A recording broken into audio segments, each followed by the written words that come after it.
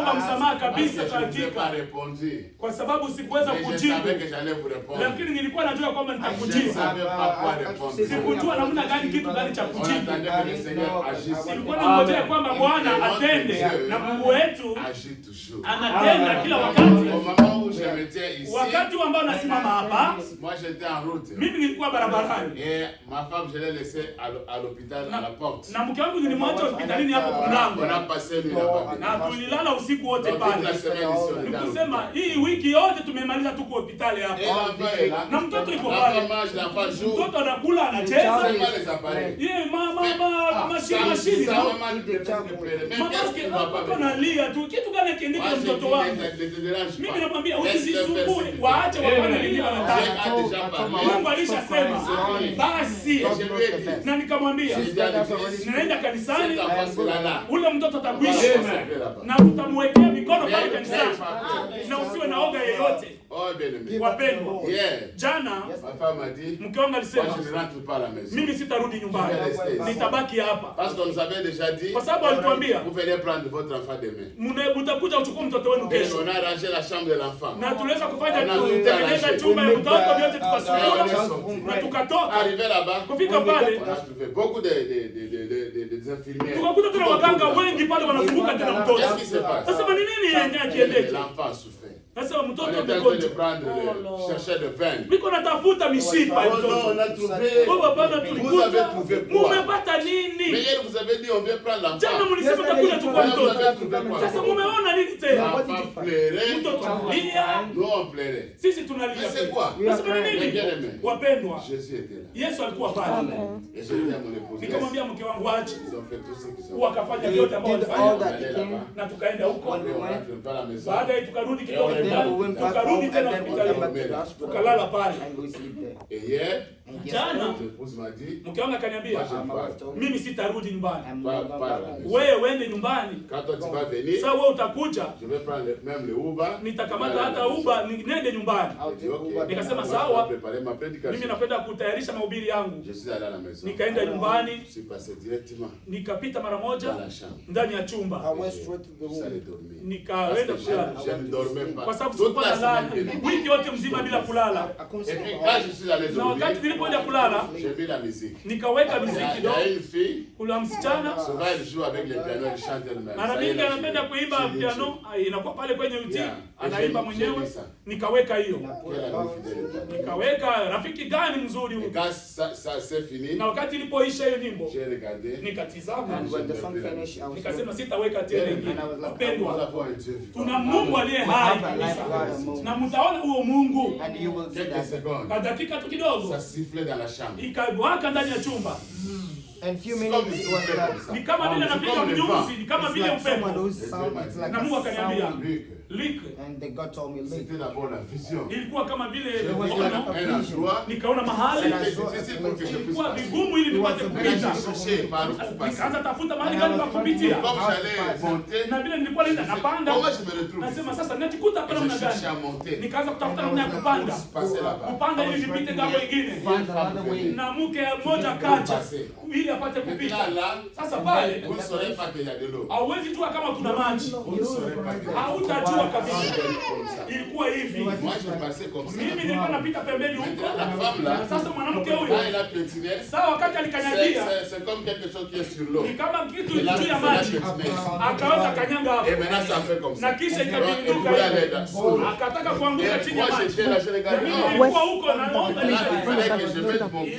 mimi niweka mguu ili hiyo kitu kupanda, na mwanamke asipate kuanguka ndani ya maji. Pendwa, ilikuwa ono hivi. Wakati niliweka mguu yangu, nikarudi, na kisha nikapanda juu hapo, na nikageuka mahali ngambo ambapo mke huyo alikuwa. Ni pale sauti ikatoka sasa. Nikasema, Luka, kwa nini wakati unapokuwa shida haupendi upigana nayo hivi mara moja? Kwa nini unapenda upite ngambo nyingine? Wewe una imani, unaweza kutembea juu ya maji. Nilikuwa juu ya maji hapo, na hiyo kitu ilikuwa chini. Nasema imani ambayo unayo, unaweza ukatembea hata juu ya maji. Na nilikuwa kimya. Wapendwa, akaanza kuniambia sasa. Akasema hata juu ya kanisa hili. Akasema uende ukafanye kazi yangu. Uende ukafanye kazi yangu. Nina watoto wangu pale. Akasema wapendwa, des choses, c'est gravé dans mon cœur. Ambayo imewekwa kwenye moyo wangu. Ma bouche était ouverte. Na kinywa changu ilikuwa wazi. Sa présence, je ne pouvais pas fermer. Uwepo wake singeliweza kufunga kinywa changu, ilikuwa tu wazi. Mpaka wakati alimaliza. Et pour l'enfant, na kwa mtoto, Dieu avait déjà parlé de lui. Mungu alishasema kwa zamani. Hata Jumapili wakati ulikuwa hapa. Mungu alisema usiwe na oga. N'ayez pas peur. Usiwe na oga. Et Dieu a parlé. Na Mungu akasema, quand on était à l'hôpital, pour celui qui a mis sa main, kila mtu ambaye aliweka mkono wake kwa kusumbua mtoto wako, j'étais toujours mwambie Luka, nilikwambia kila wakati, tu vas les enterrer. Anasema wao utawazika. Quand j'étais à l'hôpital, wakati nilikuwa hospitalini hapo, nawaambia kweli wapendwa, mara pili le Sergei était là. Huyo nani alikuwa pale? Moi j'avais des fleurs là, on passait déjà passer avec eux. Mimi nilikuwa na maua na watu walikuwa wanapita. Mungu anabaki Mungu. Nous on a rien à voir. Sisi hatuna kitu kingine cha kufanya. Tunaangalia kwa Yesu. Tunawashukuru kabisa kwa maombi yenu. Vous avoir dérangé, ma sœur appelée, elle a envoyé des messages, mon frère a appelé. À des fois, on ne voyait même pas les appels venir. Na mara mingi tuone hata hiyo kuita, sababu tunakuwa tuko mbali kabisa na vitu ambavyo vinafanyika. Mais Dieu reste toujours. Lakini Mungu anazidi kubaki Mungu. Ils ont dit bon, jana wakasema tutaona l'estomac de la femme. Et vous avez dit autre chose. Maintenant c'est l'estomac.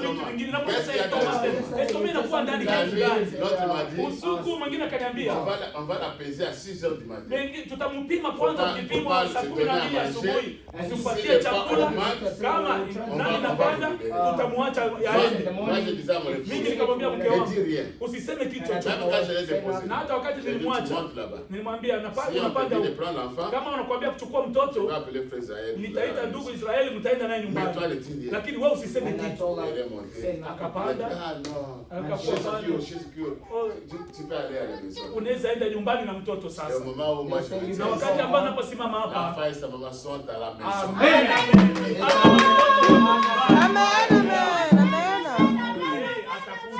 amen amen amen amen.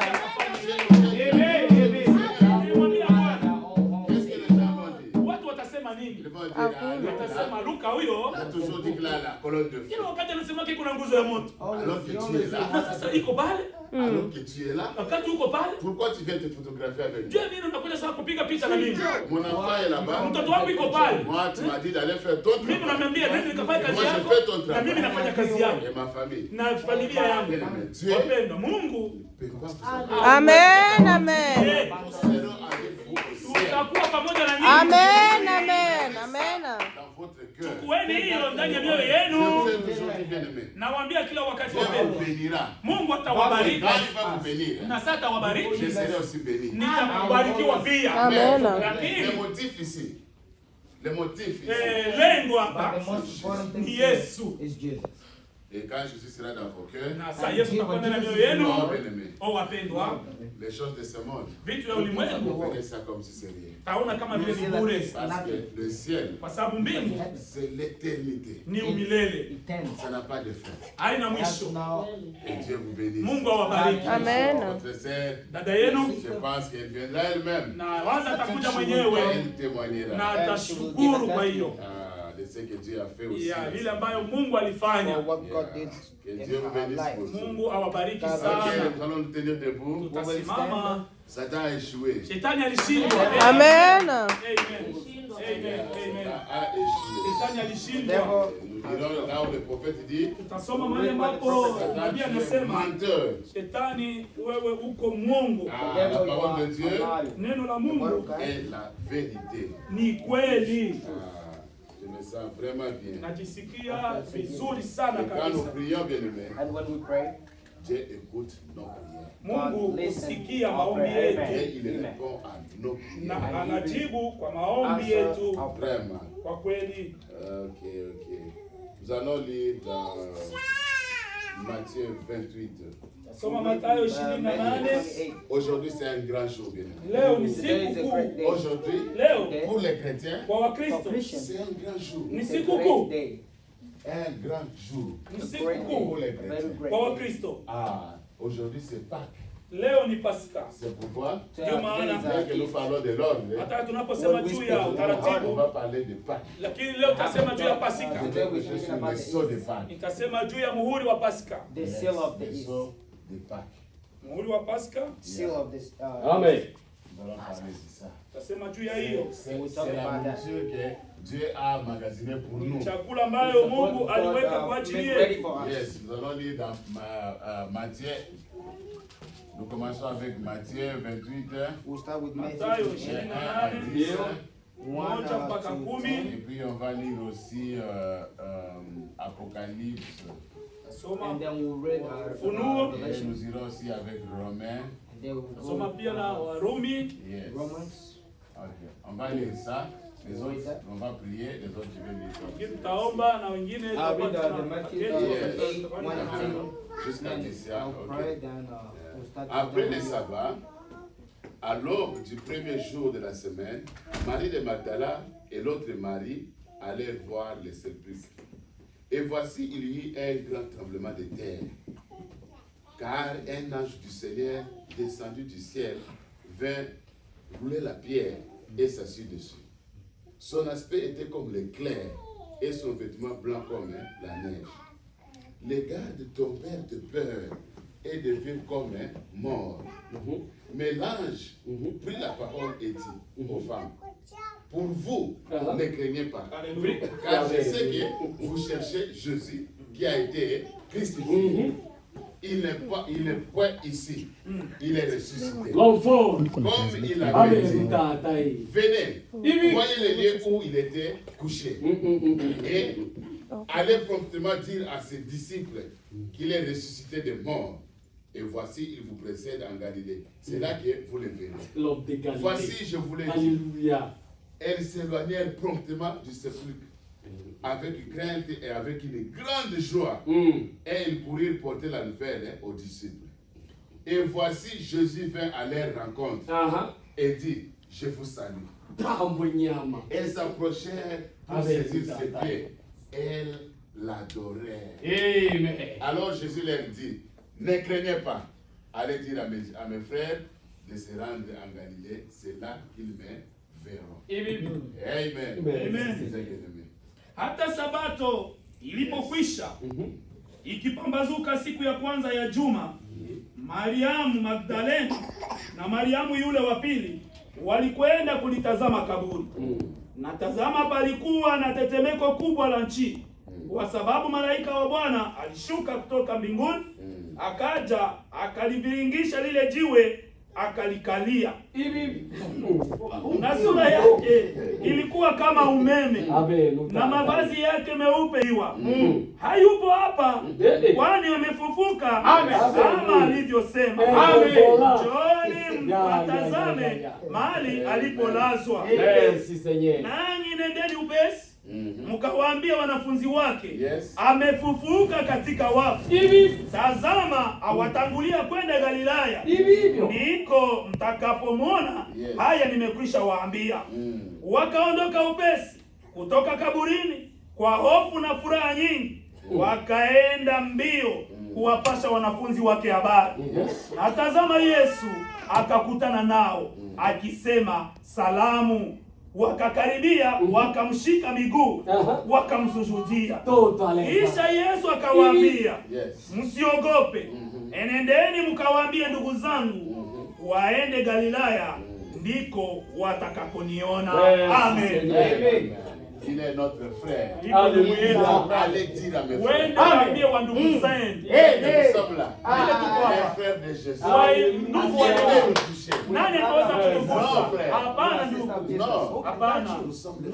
Sisi ni wandugu wa Yesu.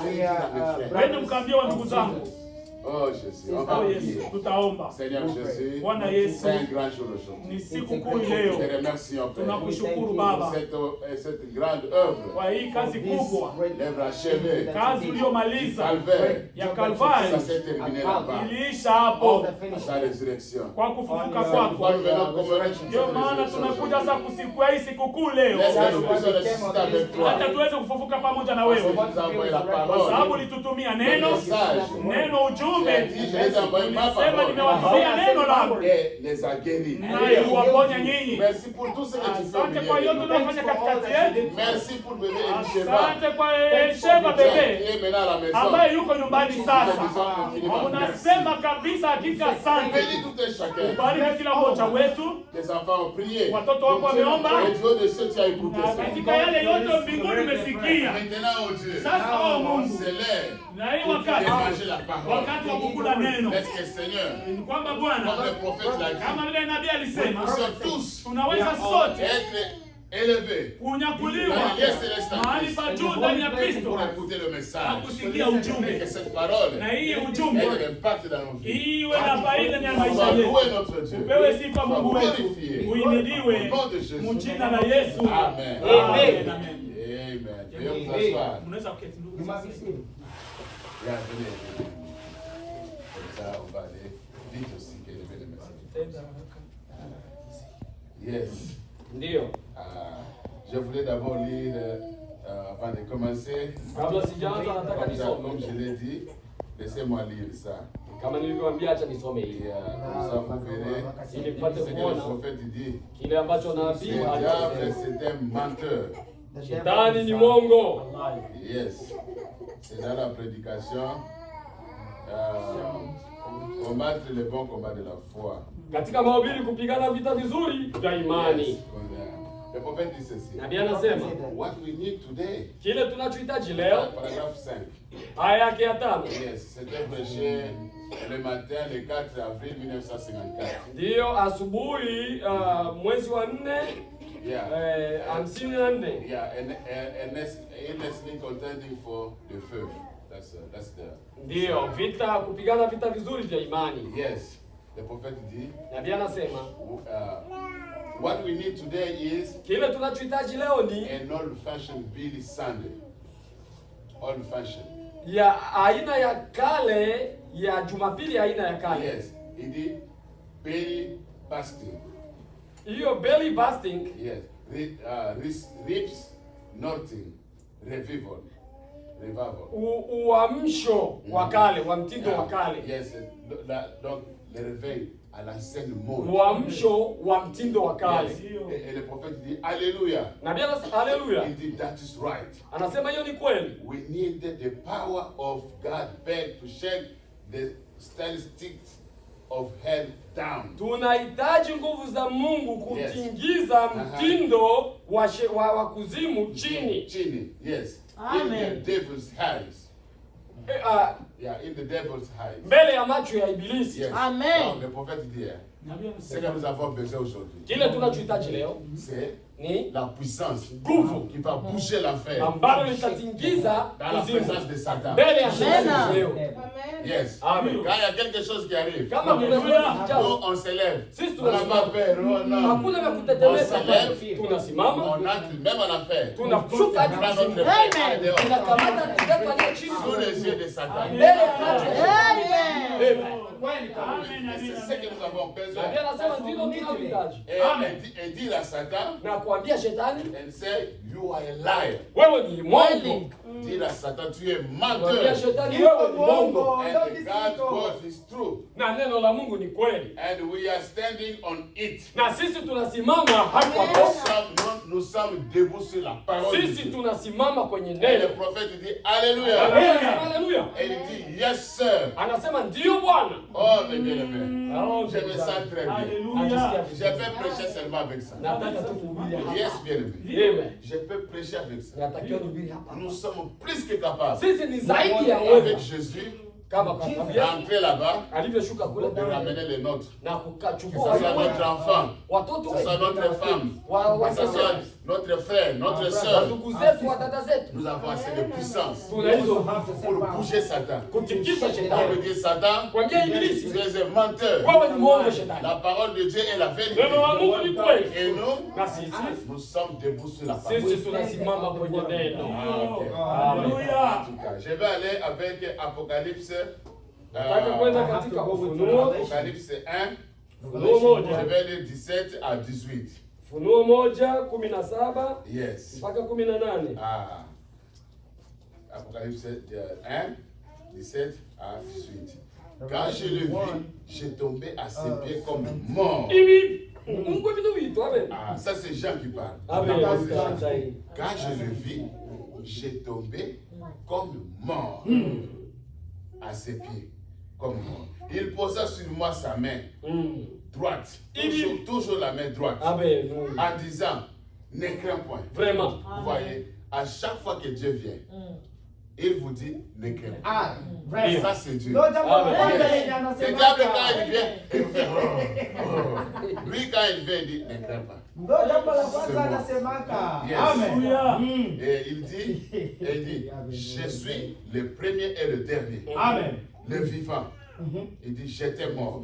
Et voici, je suis vivant au siècle des siècles. Je tiens les clés de la mort. Et de ce jour des morts. Nami nilipomwona nalianguka miguuni pake kama mtu aliyekufa. Akaweka mkono wake wa kuume juu yangu akisema, usiogope. Mimi ni wa kwanza na wa mwisho na aliye hai, nami nalikuwa nimekufa na tazama ni hai hata milele na milele. Nami ninazo funguo za mauti na za kuzimu. Basi na za kuzimu. Amen. Romains 8 au verset 11. Warumi 8:11. On va beaucoup lire aujourd'hui. Romains 8. Warumi 11. 8:11. Amen. Ok, je vais lire. Et si l'esprit de celui qui a ressuscité Jésus-Christ d'entre les morts habite en vous, celui qui a ressuscité Christ d'entre les morts rendra aussi à la vie à vos corps, rendra aussi la vie à vos corps mortels par son esprit qui habite en vous. Amen.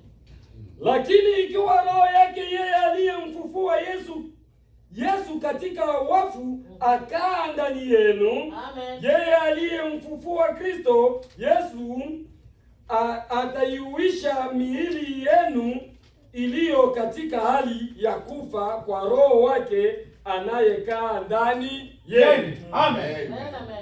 Et maintenant, le prophète dit ceci. Je vais commencer au paragraphe 26. Ya 26. Le prophète dit, maintenant j'ai confiance que le Seigneur Jésus ajoutera ses bénédictions à la lecture de ses paroles. Nina uhakika kwamba Bwana Yesu Kristo ataongeza baraka kwa usomaji wa neno lake.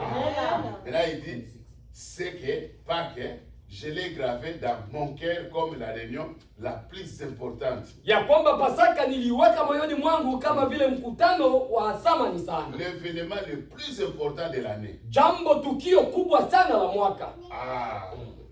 Au paragraphe 28. Katika aya ya 28. Mais pourquoi c'est le jour le plus merveilleux de l'année? Kwa nini ni sherehe kubwa ya mwaka? Pourquoi ça peut être une réunion plus importante? Kwa sababu juu ya nini uwe mkutano wa thamani? Au paragraphe 28. Katika aya ya 28.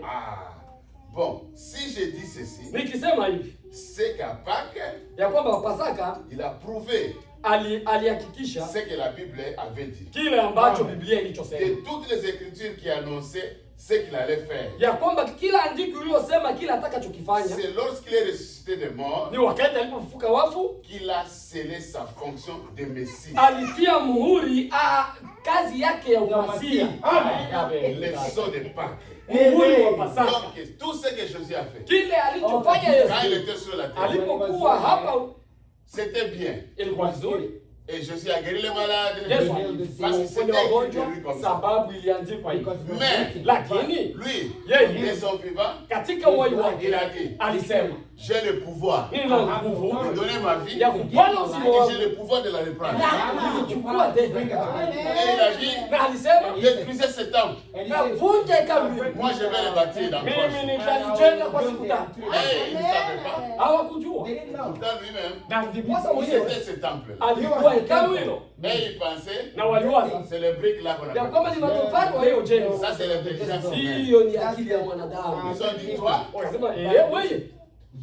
quand tu vas détruire ce temple, Wewe tukibomola et puis tu vas construire dans 3 kisha jours, kujenga msiku 3. est-ce que tu es maçon? Eske wewe uko unajua kujenga? Tu es ingénieur. Uko engineer Tu connais même comment unajua kisiwa na trasi. parce que tu faisais les bois là-bas avec ton papa. Sababu Joseph. ulikuwa mranda mbao na baba yako kule. Alors, tu faisais les tabourets et les petites Unajua chaises. kufanya mabenchi na matabure. Et tu crois que tu peux faire quelque chose? Sasa unawaza unaweza fanya kitu fulani. Nos parents ont construit ça 40 Na ans. baba yetu alijenga mtu wa miaka 40. Wewe siku 3. Unaona wewe? Jésus l'a dit. Mais il ne savait pas. Yesu akaangalia hao. Jean-Baptiste l'a baptisé là-bas. Yesu Yohana Dieu Mbatizaji avait dit akambatiza. à Jean-Baptiste, Akaambia Yohana Mbatizaji. quand il sera là, quand tu vas le baptiser, Wakati utakuwa pale, celui que tu viendras à qui l'Esprit descend. ule utakayemuona roho ikishuka juu yake, yeye Donc ndiye. le corps de Jésus, c'était le temple de Dieu. Mwili wa Yesu ulikuwa hekalu la Et Mungu. de même, nous aussi, Na sisi nous pia sommes le temple de Dieu. vile vile tu hekalu la Mungu. Nous sommes le temple. Sisi ni Comme hekalu. vous êtes assis là. Kama mlivyo chini pale, Jésus est Messie. Yesu ni Je Masia. vais dire ça aujourd'hui. Vous aussi, Na nyinyi vous êtes des Messies. na nyinyi ni wa Masia. Parce que le Messie, Sababu Masia ça veut dire loin. ni maana yake ni mpakwa mafuta. Yes. Comme nous sommes là, Kama nous mlivyo sommes de loin. Mungu wa mpakwa mafuta. Et loin de quoi? Mafuta wa nini? Du Saint-Esprit. Waliopakwa mafuta C'est kwa comme Roho ça qu'on dit Mtakatifu. là-bas. Kama vile Paulo alivyosema. Si l'esprit de celui qui a ressuscité Jésus-Christ habite en Paulo vous, alisema kama roho yake yeye aliyemfufua Yesu Jésus va yashaza prendre yeye. nos membres, nos yeux, nos mains, Mikono yetu, macho, kila tout kitu. ce qui nous appartient. Kila kitu Et kilicho il va nous ramener à la vie. atatuelekeza mpaka kwenye Vous uzima. ramenez à la vie comment? Aye. Mais nous vivons déjà Mbona fait. tunaishi ndugu? Nous sommes venus dans le monde Tulikuja duniani de menteurs, tukislanda de bongo, voleurs. tunaiba, On faisait des bêtises. tulifanya vitu vya ovyo. Kweli kabisa. Donc, nous étions déjà morts. Tulikuwa tayari tuisha On kufa. est déjà vaincus Tulizaliwa tuisha par shinda la nature. kwa hali tu ya Parce que Mungu. nous sommes venus au monde Kwa sababu tulikuja pas de la duniani manière que Dieu voulait que nous si puissions. kwa njia yenye Mungu alitaka Nous tuje. étions déjà perdus Tulikuwa tayari tumepotea par essence même. kwa hali tu ya binadamu. Amen. Maintenant, l'esprit là, Ndiposa roho il hiyo veut nous ramener à la vie. kwenye Et le uzima. prophète dit, Nabii anasema vos membres là, viungo vyenu, vos yeux, macho, vos pieds, miguu, vos oreilles, masikio, votre bouche, ce sont les membres du corps. hiyo yote ni viungo vya Ce n'est Mungu. plus livré à des bêtises. Yaliwekwa kwa ajili ya mabaya, Ah, non, non, ce n'est plus livré. haiko tena kwa ajili ya Ah, mabaya, correct. Ce n'est plus la base. haiko tena kwa ajili ya Parce que mabaya, Jésus sababu Yesu nous a rendu à la vie. alituleta katika Il va nous ramener. Parce que nous alitumisha, étions perdus. sababu tulikuwa tumepotea. J'avais Nitasoma kitu fulani Comme ça, vous allez voir. ili muweze Oh, bien-aimés, Oh, nous sommes un peuple heureux. sisi ni taifa lenye heri. Nous sommes un peuple heureux. Sisi ni taifa lenye heri. Yes. Ça, c'est, le frère Joseph a mis ça avant-hier. C'est la foi parfaite. Imani kamili. C'était prêché le 25 août Ilihubiriwa 25 1963. mwezi wa 8 Yes. Vous pouvez voir ça dans la Court of the Day. ya 63. Et lorsque nous étions des pécheurs, Na wakati tulipokuwa wenye ah, dhambi, écoutez, hein, Sikilizeni. et lorsque nous étions des pécheurs, wakati tulipokuwa wenye dhambi, que nous étions sans Dieu, tulikuwa bila donc Mungu. la nature là que nous sommes nés, Maumbile hayo tuliozaliwa on nayo, était sans Dieu tulikuwa bila Mungu. et on était des pécheurs. Na tulikuwa wenye dhambi. On était voués à la mort. Tulikuwa kabisa tumewekwa hapo. Maintenant, écoutez, Lakini sasa éloignés de lui, tutengwa naye. éloignés. Mbali na yeye. Aha. Donc nous étions des pécheurs, Tulikuwa wenye dhambi sans Dieu, bila Mungu. et on était éloignés même Tulikuwa de Dieu. mbali na Mungu. On n'était même pas près de lui. Hatukukuwa Très très loin de lui. Éloigné. Sikiliza. Éloigné. Écoutez, c'est pourquoi on a raison d'aimer Jésus. Donc maana tuliweza kupewa Yesu. Tuko na maana ya kumpenda. That's why we have a reason to love Jesus. Il dit, Ndio. éloigné de lui. Kwenda mbali na yeye. Dans le monde. Katika dans la saleté. Katika uchafu. Ndio. Et dans la boue. Katika matope. Matope. Quand on parle de matope, wanaposema matope, ce sont des bêtises qu'on fait. Ni machafu. Personne ici. Hapa hakuna mtu. Nous regrettons. C'était une mauvaise vie. Mais personne ne peut dire non. Moi, depuis que j'étais né, je n'avais rien fait de mal. Jusqu'à ce que j'ai pris la parole. Faux. Un menteur au départ. Même si tu n'as pas fait ça, tu étais déjà condamné. Dès que tu es sorti du ventre de ta mère. Parce que c'est écrit, David a dit, je suis venu dans le monde, prophète de mensonges. Je suis conçu dans le péché. Yes. Même la conception. Aux yeux de Dieu, macho ya Mungu c'est la saleté. Même la naissance, na katika uzima c'est de la saleté. Ni uchafu. Le prophète il dit c'est comme ça. Na bien anasema et maintenant écoutez. Sasa sikilize. Qu'est-ce que Dieu dit? Nini Mungu anasema? Il dit, comme j'en ai parlé ce matin. Kama nitakavyosema asubuhi ya leo. Ça il a prêché le soir. Wakati Il dit, alihubiri, Dieu est venu à nous. Mungu yuko ndani yetu. Alikuja kwetu. Mungu alikuja kwetu. Donc il ne faut pas penser que vous avez cherché Dieu. Si vous usiwazi kutafuta Mungu. Huyu Mungu tunamtafuta sana. On a cherché sasa njia. Hapana ndugu, pas faire mentir la parole. Hapo unageuza tamani. Yes. Kweli. Yes. Il dit, Dieu est venu à nous. Mungu alikuja kwetu. Lui-même. Personne lui a donné conseil. Hakuna aliyemshauri. Dieu vous a cherché. Mungu aliwatafuta. Vous n'avez jamais cherché Dieu. Hamjawahi kutafuta Mungu. Donc quand le prophète dit jamais, c'est jamais. Kama nabii anasema hamjawahi.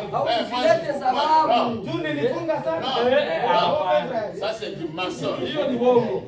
Vous n'avez jamais cherché. Mais Dieu vous a cherché. Vous n'avez jamais cherché Dieu. Il dit, nul ne peut venir à moi si le Père ne l'attire. Vous voyez? Donc si vous avez cherché Dieu, c'est que Jésus a menti. Jésus ne peut pas mentir. Il dit, avant qu'une personne vienne à moi, il faut que mon Père puisse l'attirer. Yes, bien-aimé. C'est pourquoi quand vous voyez à l'église, ne pensez pas que vous êtes quelque chose de WhatsApp. Non, c'est Dieu lui-même. Il peut chercher et il vous amène à l'église. Oh non, c'est un frère qui m'a mené. Maintenant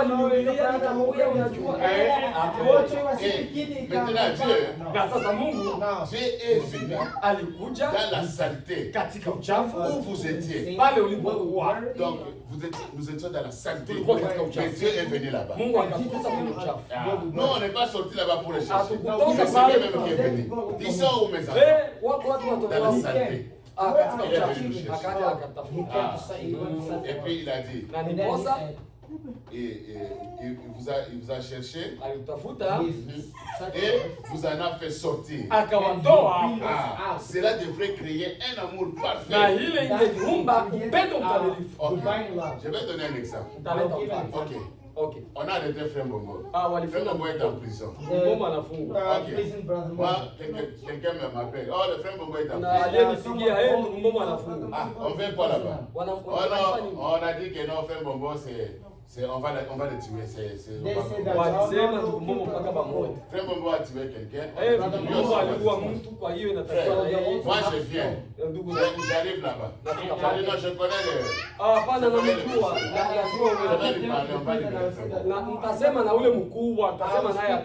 et puis je dis à ma soeur,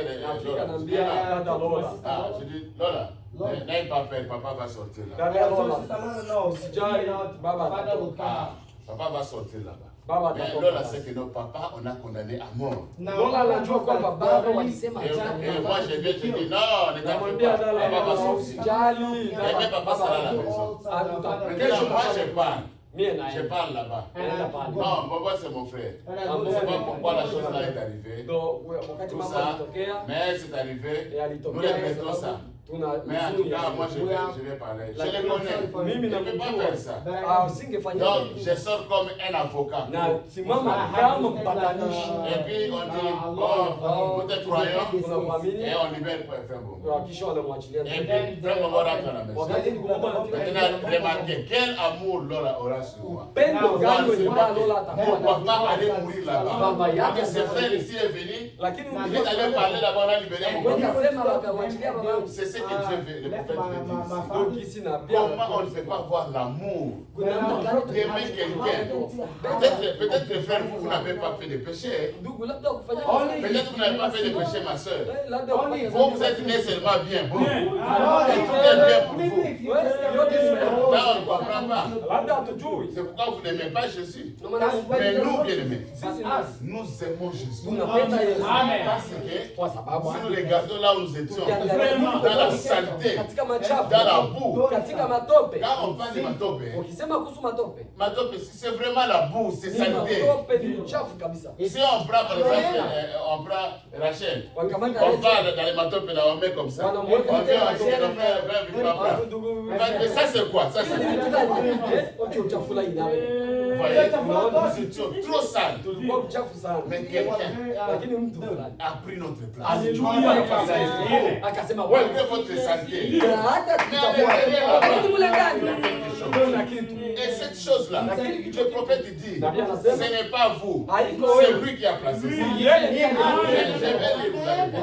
Le prophète dit, quand Jésus, il y avait beaucoup de gens.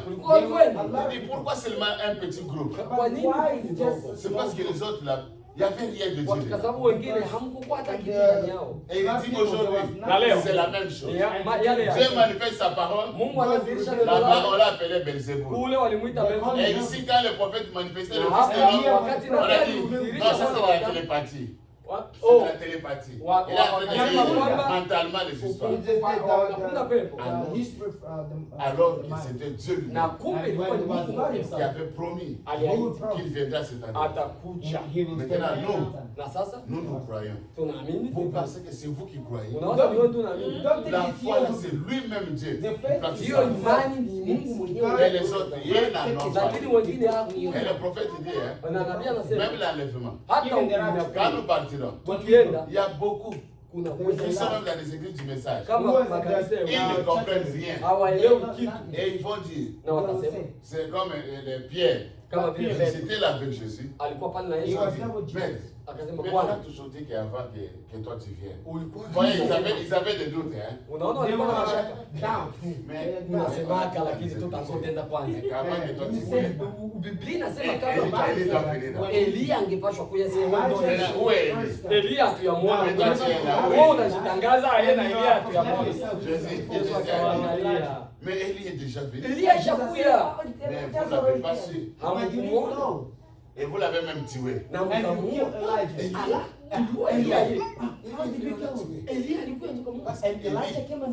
C'est lui qui a fait descendre le feu. Le prophète en Israël, on a peur d'un prophète. Parce qu'un prophète n'a pas peur, même le président des États-Unis. Non, il va lui dire la face. C'est le il parle. On va rien lui faire. Élie était venu. Vous l'avez même tué. Mais c'est après. Ils ont compris. C'est déjà baptisé. Et ils pensaient, le même Élie viendra.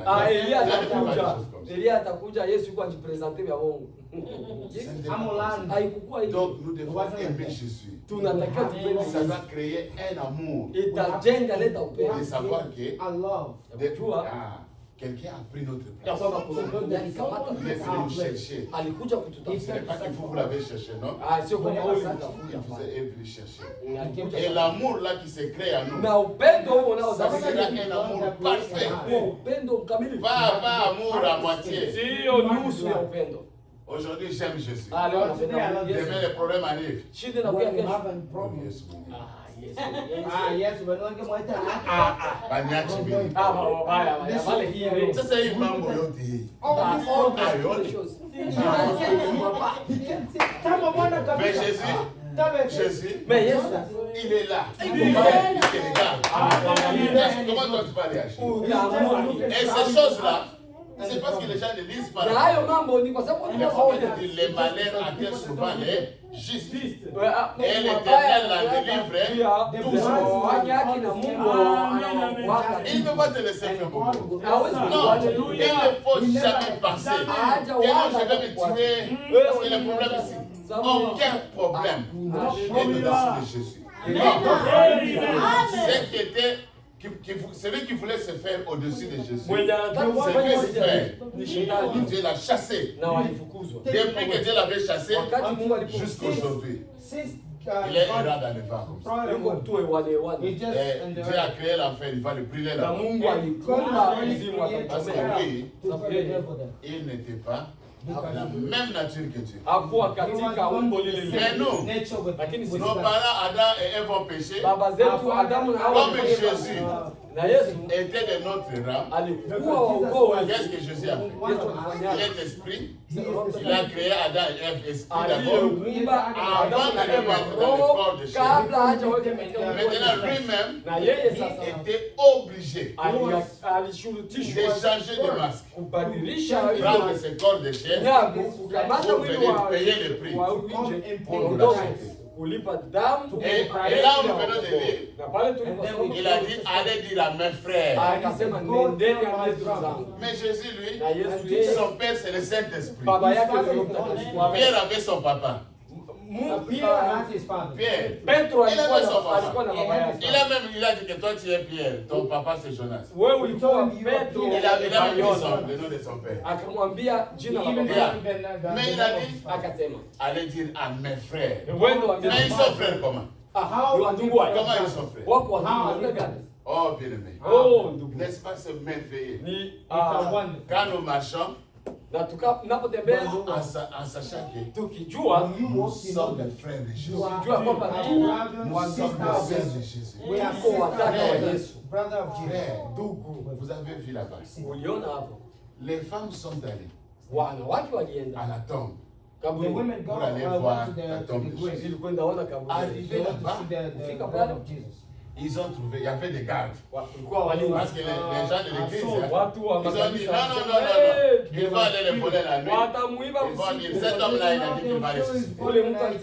Les gens n'ont pas peur. Lazare est mort 4 jours. Jésus n'était même pas là. Il vient, il appelle. L'homme sort. Quelque chose qu'ils n'ont jamais vu. Personne n'a jamais fait ça. Ils sont restés, ils ont dit, il faut les tuer. Mais l'autre qui était mort, il a ressuscité. Et c'était écrit que Jésus allait ressusciter. Ils ont dit, il faut les tuer. Il faut les tuer.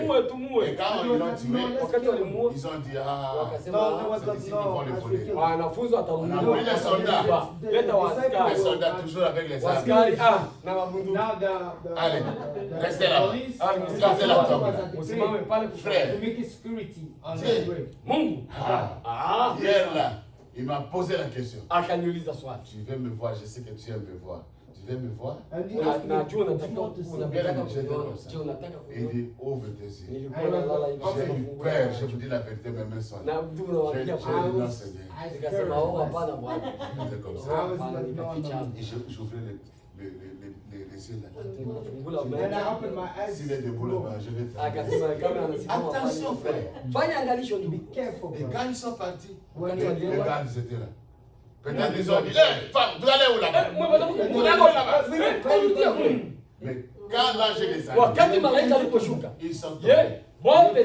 La Bible dit comme mort. Quand on est tombé comme mort, c'est comme si quelqu'un a l'arme ici. Il veut vous tirer. Donc vous êtes déjà mort avant même que ça. Même si on tire à côté, pour. Donc pour vous là, vous êtes tu es déjà parti. Je vais aller lentement vraiment. Je vais aller lentement pour que vous puissiez comprendre. Et ils sont tombés. Walianguka. Maintenant, regardez l'ange. Lakini angalia malaika. L'ange a dit, Malaika alimwambia, mais pour vous, parce que l'ange savait que pour eux, wao c'est la peur. ni uoga. Il a dit, pour vous, Lakini kwenu ne craignez pas. msiogope. Et je sais. Najua. Frère, il connaît toutes les choses. He knows Il everything. dit, je sais. Mimi najua. Que vous, Nyinyi vous cherchez Jésus qui a mnatafuta été. Yesu aliye N'est-ce pas? You're looking for Il Jesus dit, who bon, was Okay. il n'est plus là. haiko He's tena. not there. He's not in the tomb. Allez dire à ses disciples, Mwende ambia wanafunzi wake il est ressuscité. alifufuka Comme il avait kama dit. alivyowaambia. Les femmes, ils avaient peur, Walikuwa na uoga, mais ils avaient aussi la joie. walikuwa tena na furaha. Parce que pour nous, Mchanganyiko c'est la crainte de Dieu, c'est kwa le sababu respect. kwetu ni uoga wa Mungu, Mais pas la peur. sio uoga. Non, quand il vient, Kama il ne nous amène pas la peur. Le prophète dit, Jésus a dit, je ne viens pas vous faire peur. sitawaogopesha, Je viens pour vous sauver. na Je vous aime. Ça c'est à l'épouse. Mais pour les autres, là, lakini frère, wale ndugu c'est terrible. hiyo ni hatari, Ils sont tombés comme moi. walianguka kama wafu. Mais vous avez des kalachnikovs. Hata Mungu uko na Vous makarasha, avez des missiles là. uko na mamima, Et les soldats là, à deux fois, ce sont des bandeaux. na walikuwa na madhabi Rouge. Over all your Personne ne vient ici. hakuna mwenye atakayeja pale. Pima uone. Mais Jésus est sorti. Et ils n'ont pas vu. Yesu alitoka mule Il bila est déjà kujua, dehors. Mais ils étaient dehors. lakini walikuwa But they were there. pima, sogea uone. Et la pierre, parce que les Jiwe. femmes disaient, Kama wanawake qui alisema, va ouvrir la nani pierre? atatufungulia hiki? Parce qu'on avait placé une grosse pierre Jiwe la kabambi. pour que personne ne puisse Sababu entrer. hakuna mwenye Parce qu'on a dit qu'il va sortir, on va voir comment il va sortir. utaona kisi Oh, atakuwa. bien aimé, le Nobody prophète will dit, come Bien nasema. même si je meurs aujourd'hui, Hata Even if nipeleke. partout on va vous enterrer. Kokote kwa Whenever mtazamo. they will- La puissance là, Nguvu on hizo va en parler. tutazungumza. Elle est en vous. Ziko ndani yetu. Même si votre chair là est Hata partie. kama mwili wako umeharibika. Mais nous, Lakini sisi comme nous sommes l'épouse de Jésus, sababu tuko wake wa nous Yesu. sommes os de ses os. Bibi harusi uko mfupa wa mfupa wake. Nous sommes chair de sa chair. Tuko nyama ya nyama yake. C'est pourquoi quand nous allons là où on enterre le Ndio prophète, maana tukienda pale cette alipofika, puissance zile est là. ziko The power pale. of Si God. vous êtes malade, Kama uko mgonjwa, vous allez là-bas avec révélation. unaenda pale Pour dire Seigneur, Bwana, cette puissance-là zile est nguvu ici. ziko pale. Comme je me tiens ici, Kama kama msimama hapa. finis cette maladie. Imani. C'est fini. Ce n'est pas l'histoire de Gagakis, non. Hapana, Non, anasema c'est pas- ni griti huru. c'est Hapana. la parole. Ni neno. Et on va dire ça. And we will Na read that. Ça nitalisoma. s'est fait avec Élisée. It happened to Ilitendeka na Elijah. Elisha. On l'a enterré. Wale Les mzee. gens venaient avec les cadavres. Watu walikuja na mfu. Et ils ont senti le puits. Eh, Ils ne savaient pas. hawakujua. Ils ont jeté. Tupa tuchukue Il était kwanza. mort des années. Elia alikufa miaka Et son corps était déjà décomposé. na mwili wake ulikuwa Le deja prophète umeharibifu. dit, cette puissance, Ile nguvu dès que ça entre en vous, ukiingia ndani ça ne peut plus vous quitter. haitokaki tena. Même si vous mourrez, vous devenez poussière. Hata huko Cette puissance ukiingia est là. mafungu zile nguvu ziko pale. Amen. Et c'est les os Na ile mifupa d'Élisée ya qui Elia avaient cette Elisha puissance ilikuwa na zile nguvu. à ressusciter quelqu'un. Mifupa ikafufua mtu. Et ces gens-là, ils étaient là. Na watu wakawa wanachungulia. Ah! Eh, Et là, quand l'ange est venu pour rouler la pierre, na wakati malaika ça alivyokuja fait kuondoa un éclair. kawa mwanga mkubwa. Les soldats là, Wale wa soda avec des missiles. na wakiwa na marokete Quand ils ont vu ça, walioangalia. peut-être qu'ils s'appelleraient. Tukimbie. Comme mort. Et ce qui s'est passé là-bas, Na alivyokuja pale elle ne savait plus. hawakujua tena chote kile. Mais, il a dit pour vous, Lakini kwenu nyinyi vous êtes là, les amis. Ninyi Allez, allez allez dire à ces disciples. nendeni ambia wanafunzi Et vous wake. présentez, vous allez les voir là-bas. Anawangoja mtawaona huko Et Galilaya. les femmes rentrent avec joie. Na Oh, wanawake le wakarudi Messie, le maître ressuscité. Le maître Bwana ressuscité. alifufuka. Arrivé sur le chemin, Kufika njiani avant d'aller voir les kabla disciples. hawajaona Jésus était là, lui. Yesu yeye peke akatokea. Amen. Elle les a salués. Mwenye Oh, akawasalimia. quand tu vois ton frère, Ukiwa salue ton frère avec un bon cœur. na moyo mzuri. On ne savait pas ce que ça veut dire. Dieu Il salue, il est salué. anawasalimia. Greet them. Mais nous, on n'a pas ces habitudes-là. Vous vous réveillez le matin, votre femme, vous vous réveillez seulement comme ça. Dès que vous vous réveillez comme ça, tiens, chai coulé. Tiens, non, frère, c'est pas comme ça. Vous vous réveillez, vous chérie, Dieu te bénisse. Il faut de ton cœur. Même si vous avez chamaillé, il n'y a pas de problème. Ça arrive toujours. Yes. Levantez là. Vous vous réveillez. Chérie, que Dieu te bénisse. Comment ça va? T'as bien dormi? J'ai bien dormi. On va prier. Commencez la journée comme ça. Salut ton mari, salut ta femme, salut vos enfants. Mais, oui, avec les qui Rouge chapeau. Et quand tu commences déjà à manger ça comme ça.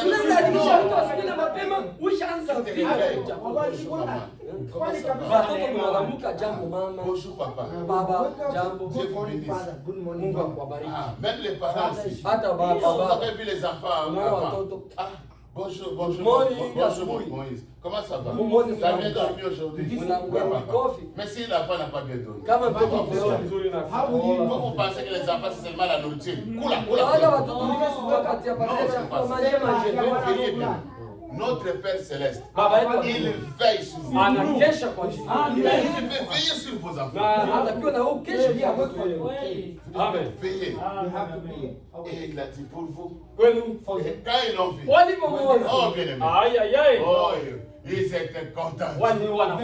Et ils sont tombés. Attention avec Jésus.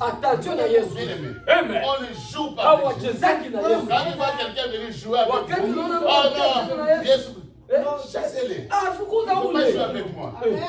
Celui-là, c'est mon Dieu. C'est mon sauveur. Ils sont tombés. Mais ce sont les mêmes femmes-là qui préparaient pour lui. Oui, le mari l'a préparé pour lui. Mais là, maintenant, c'était un autre Jésus. Ressuscité. Ils sont tombés. Alors que quand ils venaient chez elle, on les saluait seulement bonjour Jésus. Il a faim.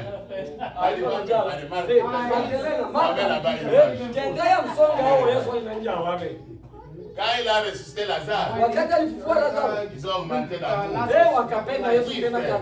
l'amour. Notre amour envers notre Dieu, ça doit augmenter. Il fait des choses grandes dans vos familles. Les frères qui est allé prendre mon épouse là-bas, je vous dis la vérité. J'avais prié pour son épouse. Et Dieu les a donné un enfant. Et elle ne savait pas. Un jour, je faisais comme de la blague. J'ai dit, je disais à sa femme, la femme ne m'avait pas encore dit. Mais moi je savais que Dieu les a donné un enfant. Et j'ai dit, ton mari va m'ajouter l'argent de la dot. Et nous sommes allés là-bas, on riait même avec ma nièce et tout ça. Maintenant c'est elle qui me disait, il faut donner, il disait à son mari, il faut ajouter la dot. Et après, bien aimé, on nous a appelés, nous sommes à l'hôpital. C'était la période de Covid là. Dès que nous sommes entrés, c'est là où mon épouse a accouché. On a dit non, c'est pas une personne qui entre là. Moi, je ne savais pas que la sœur avait un problème avec la grossesse. Je ne savais pas. Et on est resté comme ça avec le frère, comme le mari était là. Nous sommes partis. Et après, nous sommes revenus chez elle à la maison. Quand la sœur était déjà à la maison. On parlait comme ça. Et la sœur a dit, tu n'as pas dit à frère Luc. J'ai dit, c'est quoi? Il dit que l'enfant était décédé.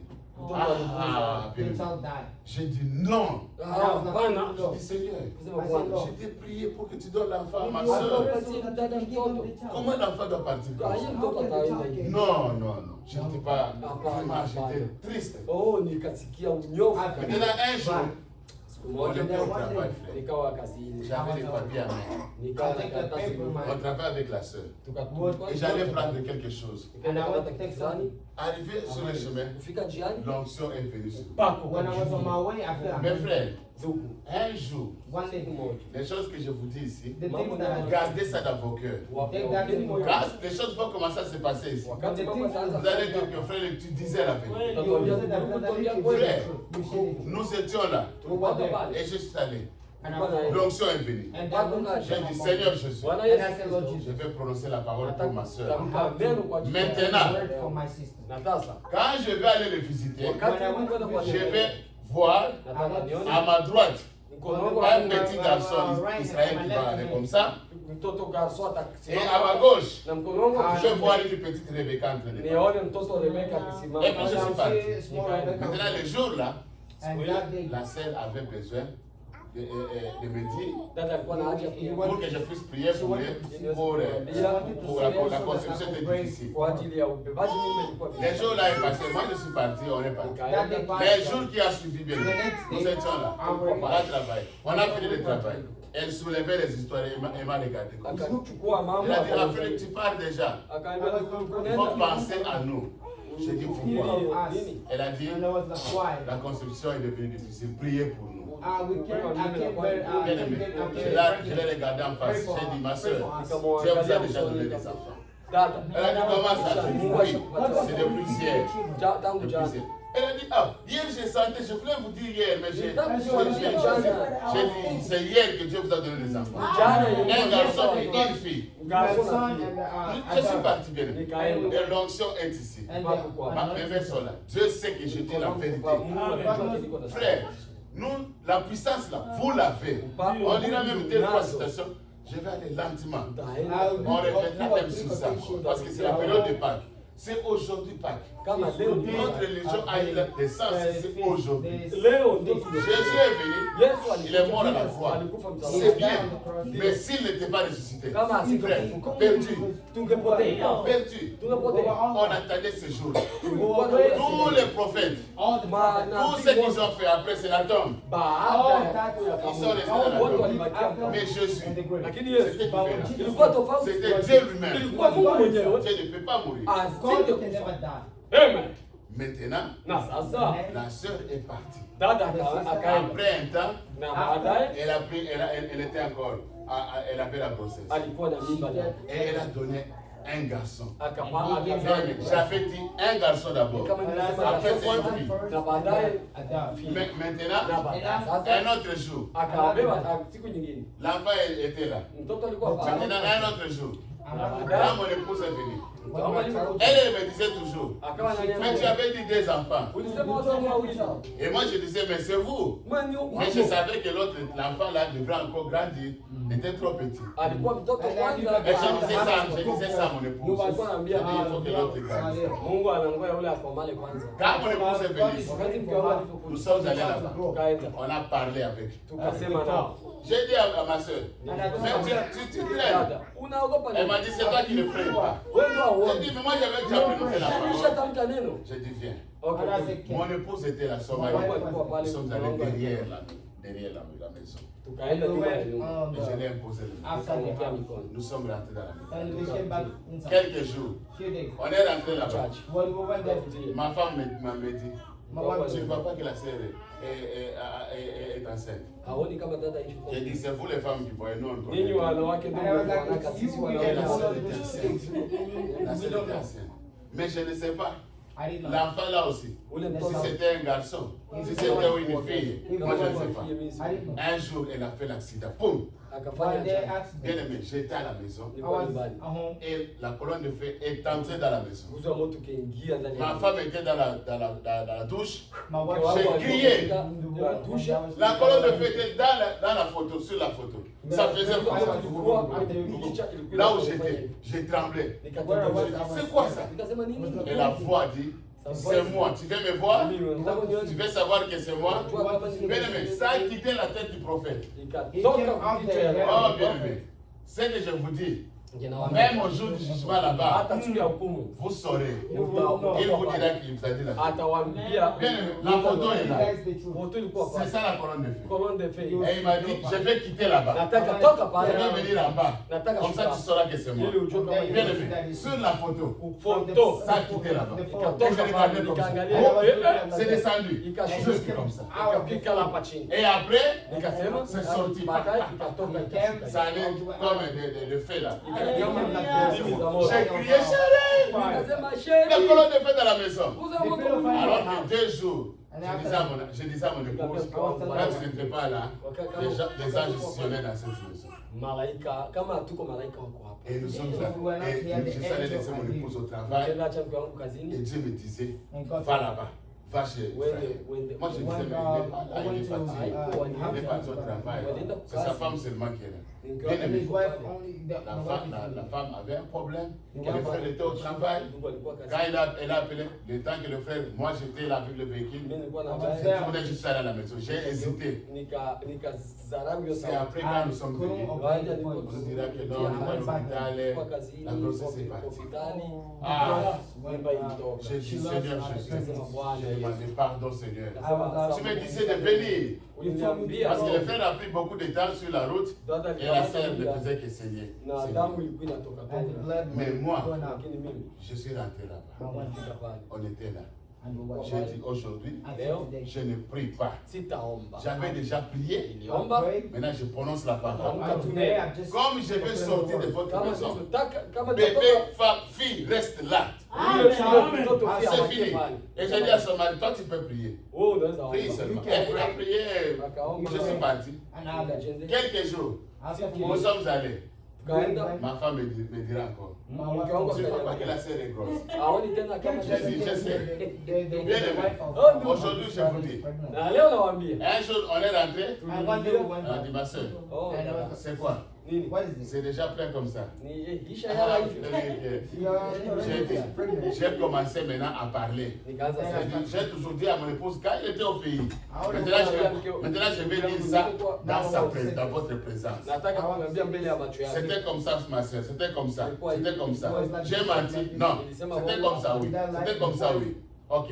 Maintenant, dites-nous, moi et mon épouse, dites-nous, le bébé qui est là, c'est garçon ou fille? Ils ont dit c'est bébé-fille. Et mon épouse a accouché, elle aussi a accouché. Ils ont le bébé.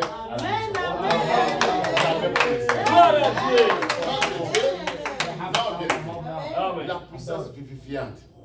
Qu'est-ce que la puissance vivifiante? Même Jésus était la parole manifestée aussi.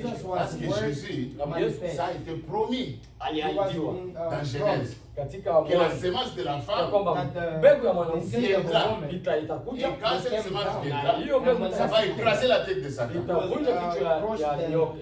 Jésus était prédestiné. Donc quand on dit que non, nous sommes prédestinés. Non, n'ayez pas peur. Comment on est prédestiné? Vous étiez prédestinés.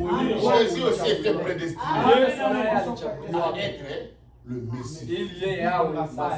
Et quand il est ressuscité de mort, il a prouvé, il a confirmé sa fonction de Messie. C'est pourquoi Jésus disait aux gens, qui peut me condamner que j'ai péché? À d'autres termes, qui peut dire que ce qui a été écrit de moi, je ne l'ai pas fait?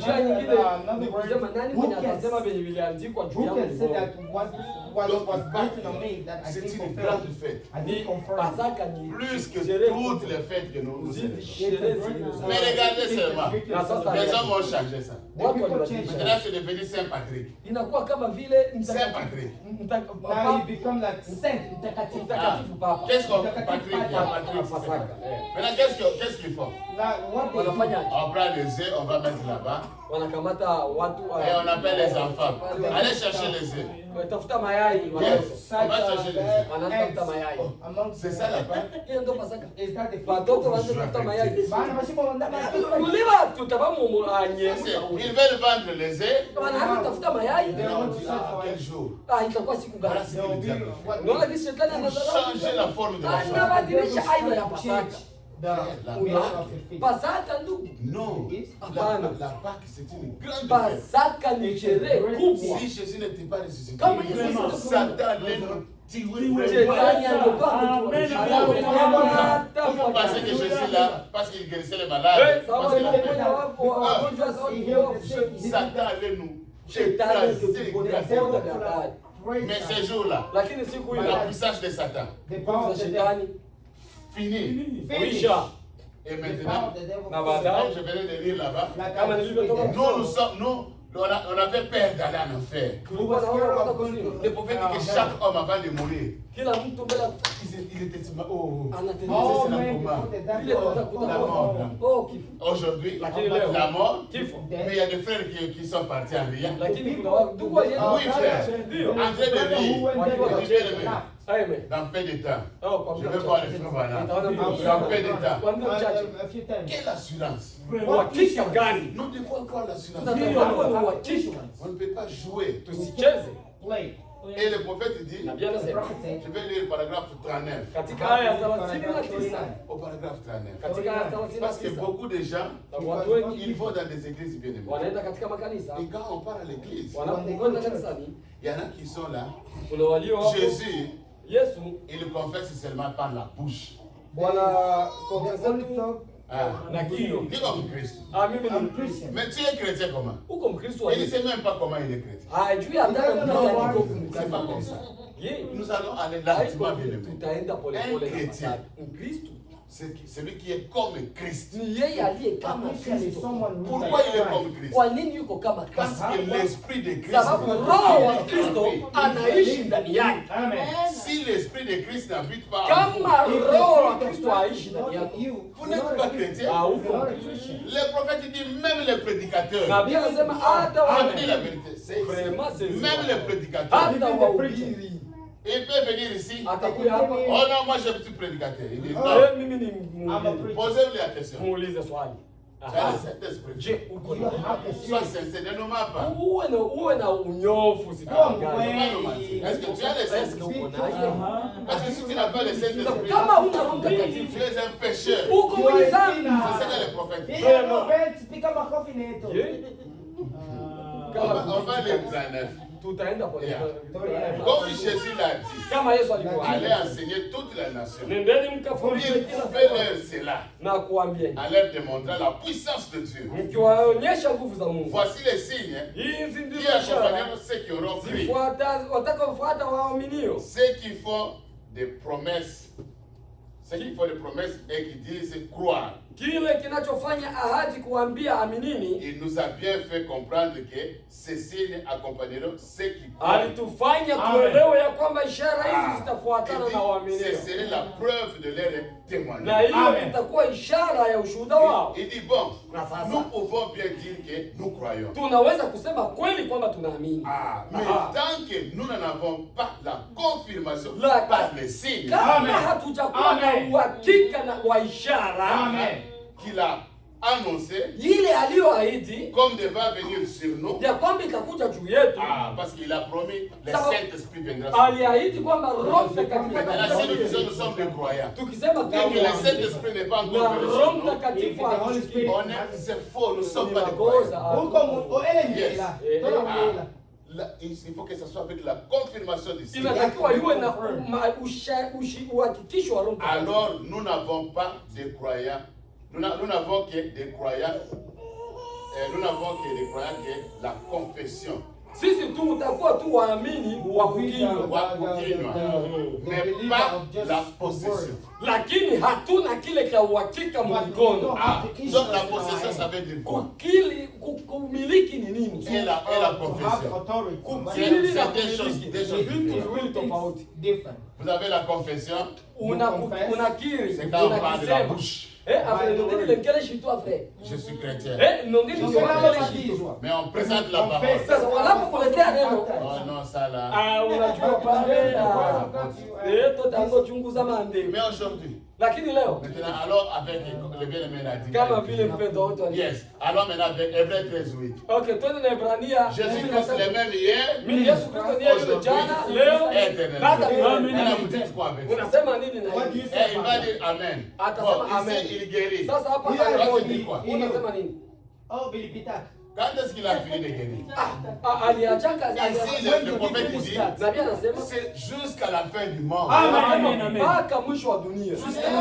Même si Jésus va venir dans 10 minutes, un frère est malade ici. On prie pour lui. On prie. On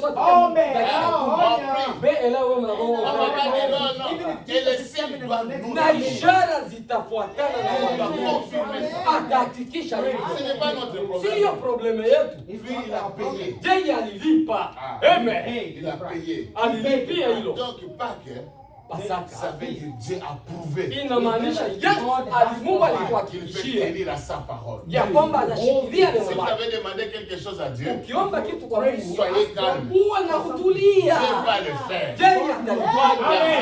Beaucoup de temps, ça n'a rien à voir. Un jour, ça va s'accomplir.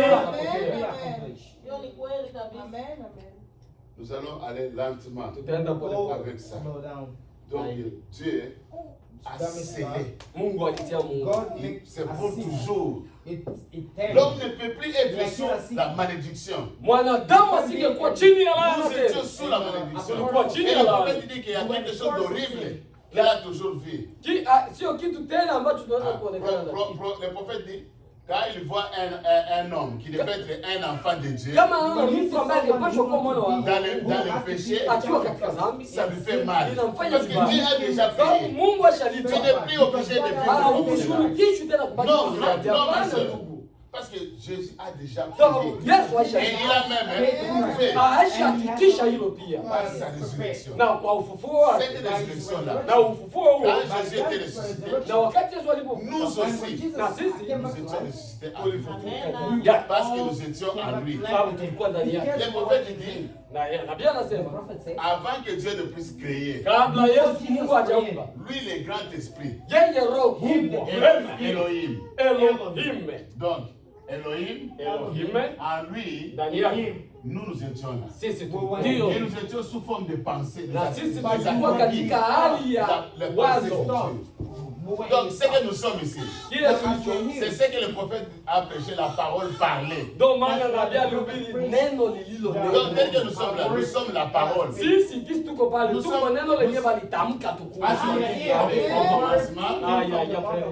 la parole. Mais nous étions des attributs. Dans la pensée de Dieu, nous étions là. Et Dieu nous voyait. Et il savait, il connaissait même nos noms. Il savait dans quelle famille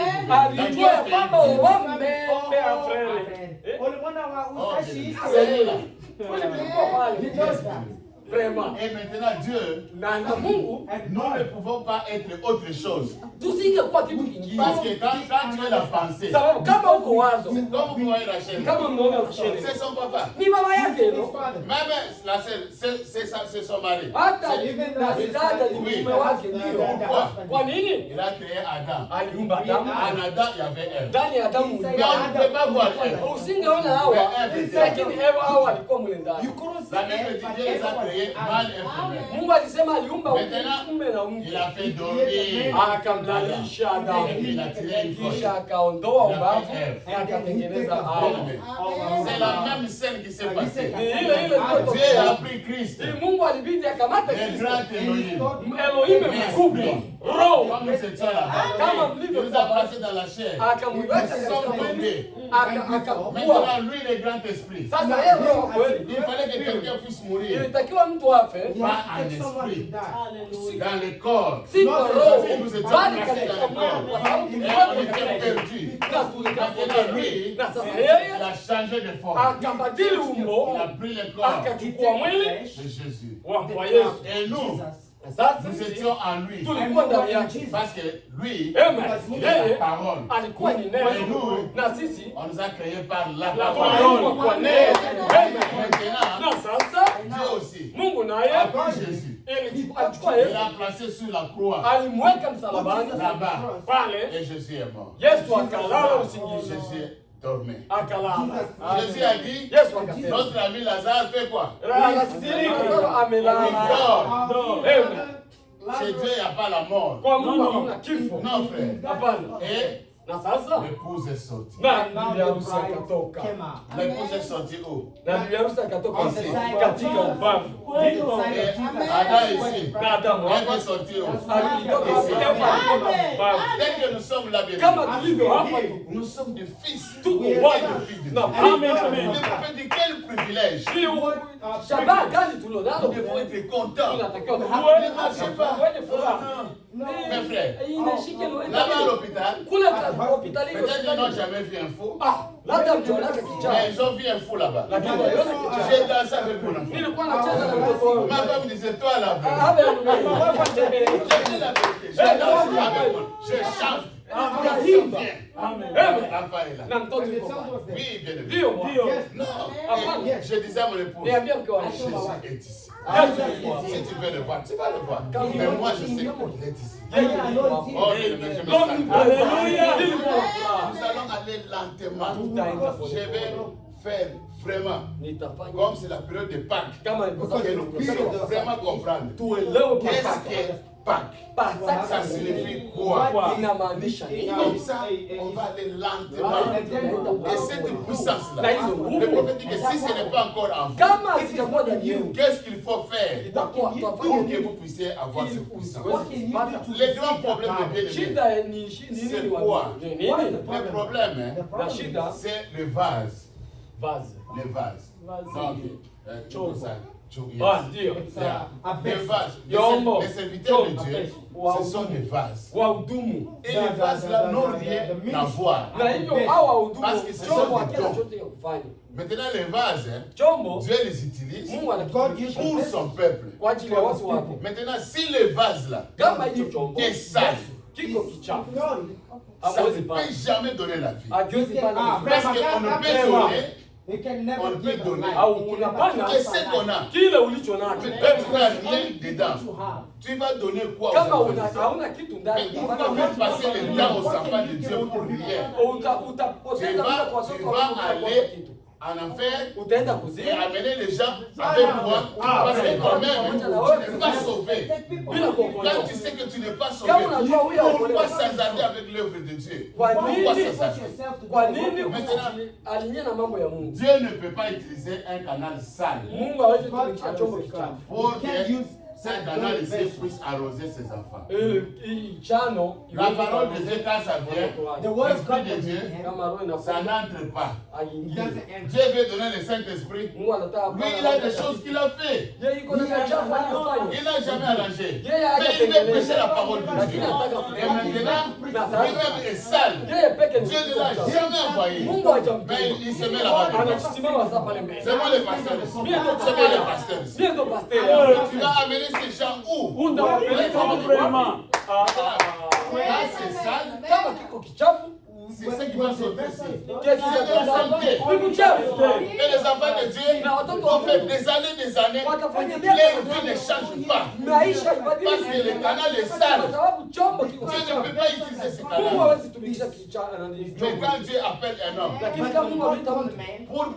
pour l'utiliser pour ses enfants, il doit d'abord travailler. Il doit te châtier. Il te regarde. Il doit te tester. Il te regarde. Qu'est-ce que tu vas faire? Si tu n'es pas capable de gérer ta propre famille, comment tu vas gérer l'église de Dieu? Tu ne peux pas. Tu ne peux pas. Toi-même, tu dois avoir honte. Tu dois avoir peur. C'est les choses de Dieu. On prend seulement les gens qui deviennent pasteurs. C'est bien, bien aimé. C'est être pasteur.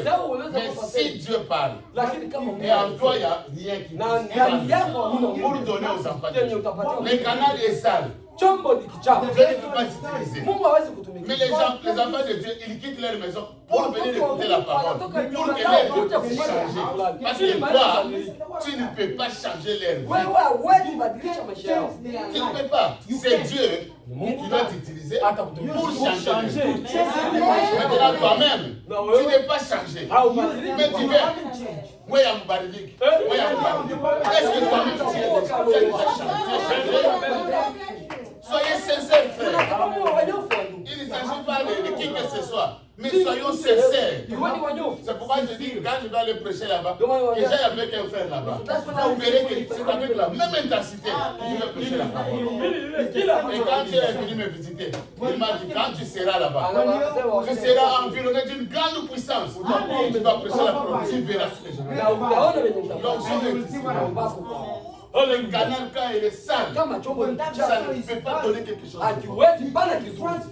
On va prendre la vie des enfants de Dieu en otage. On a prêché, ces gens ne changent pas. Ça y est, maman, tu vois comment tu t'as fait l'année. C'est ton problème. Tu vas dire ça à Jésus comme ça. Tu vas dire ça à Jésus. Là où nous venons de lire, dans l'Apocalypse, c'est Jésus lui-même. Jean que vous écoutez là, Jean était le jeune apôtre. Quand Jésus était là, Jésus dort comme ça. Jean il vient, il dort sur la parole. C'est comme je me disais pour les Marie et Magdalene. Quand ils l'ont vu, ils sont tombés. Ils sont tombés, ils ont adoré. Il a dit, mais pas peur. Jean là-bas. Jean regardé. Et Jean est tombé. Quand je l'ai vu, je suis tombé comme mort. Ah, mais quand il était ici, mais tu dormais sur sa poitrine. Et là-bas, Jean dit, je suis tombé comme mort. Le monde joue, bien aimé. Le monde joue. Mais les jours où Jésus viendra, ils vont tomber comme des morts. Ils ne peuvent pas se tenir devant. Mais quand il va venir, ça sera le lion. Ses yeux c'est comme des flammes de feu. Qui va résister? C'est ça le moment. S'il faut se repentir, repentez-vous. La Pâque, c'est une expérience. C'est une expérience.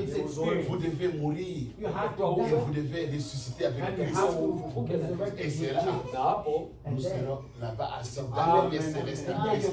Et nous lirons qu'est-ce que le lien céleste en Christ. Le lien céleste en Christ, pour te dire. Quand nous venons ici, l'atmosphère que nous créons, cette atmosphère-là, ça nous amène toujours dans la présence de Dieu.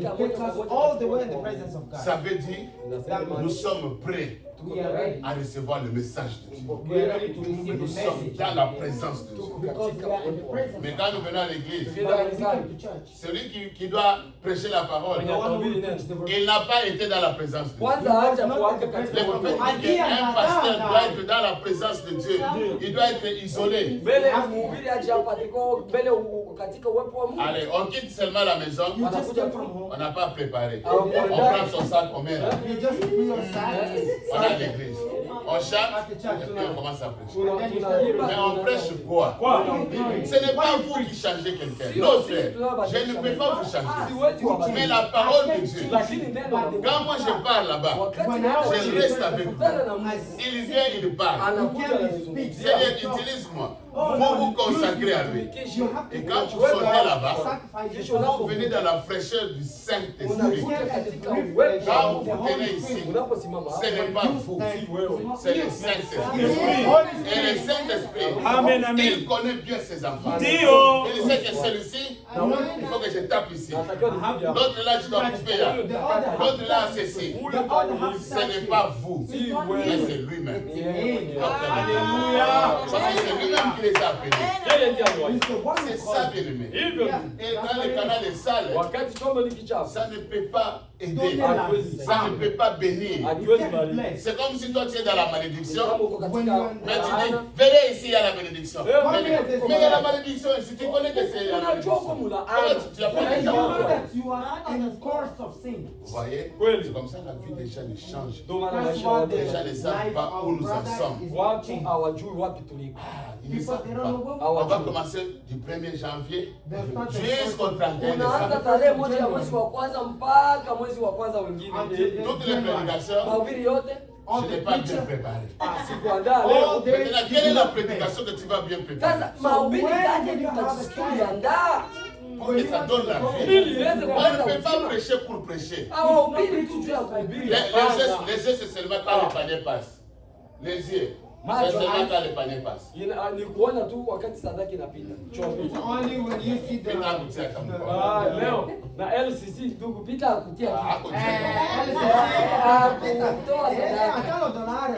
C'est seulement l'argent.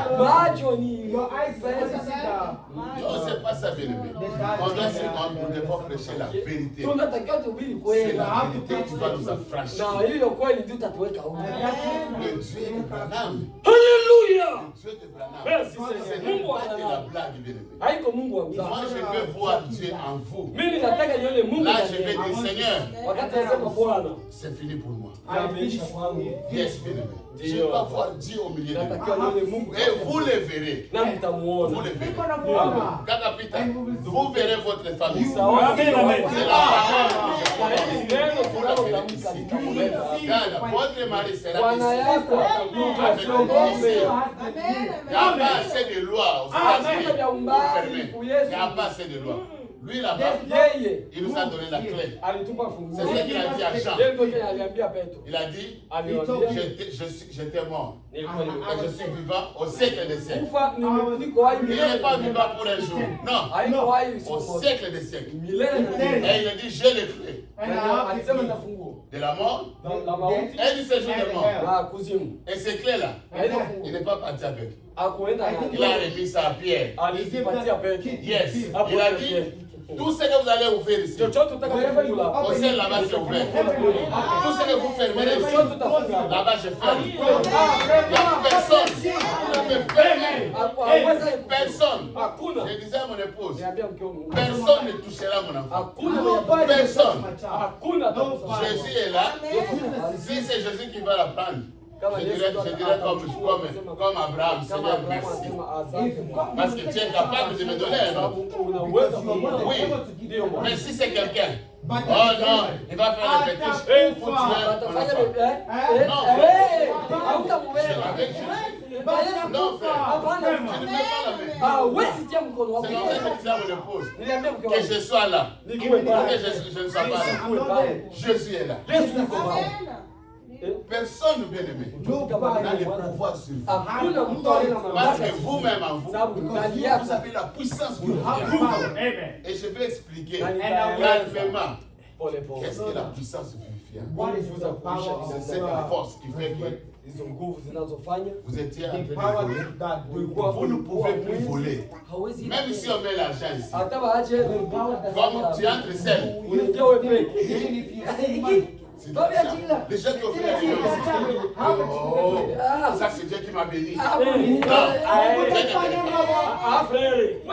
Tu vas sortir, on appelle les gens là. Nous sommes entrés, on a trouvé l'argent. Même si c'est $1 million. Mais nous devons leur payer. On ne va pas dire. Ça c'est Dieu qui nous a bénis. On va acheter l'église. Non, Dieu ne bénit pas comme ça. On va prendre les 1 million là. Là-bas, on dirait, on a trouvé l'argent là-bas. Ça, c'est quel genre? Amen, amen. Non, bien aimé. Nous avons la puissance en nous. Tu ne peux pas cacher quelque chose. C'est une puissance de Dieu. Tu vas dire, Seigneur, pardon. La puissance là est là. Ça te dit, parle. Parle ce que tu as dit. Tu as fait. Tu ne peux pas te contrôler. C'est ça puissance là qui te contrôle. Et quand toi tu te déplaces, C'est Jésus qui se déplace. Oh non, je vais voir Dieu. Dieu va t'aider. Tu veux me voir? Attends. Quelques minutes.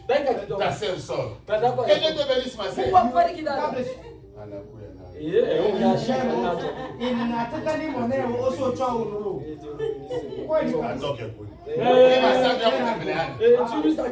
tu veux compris.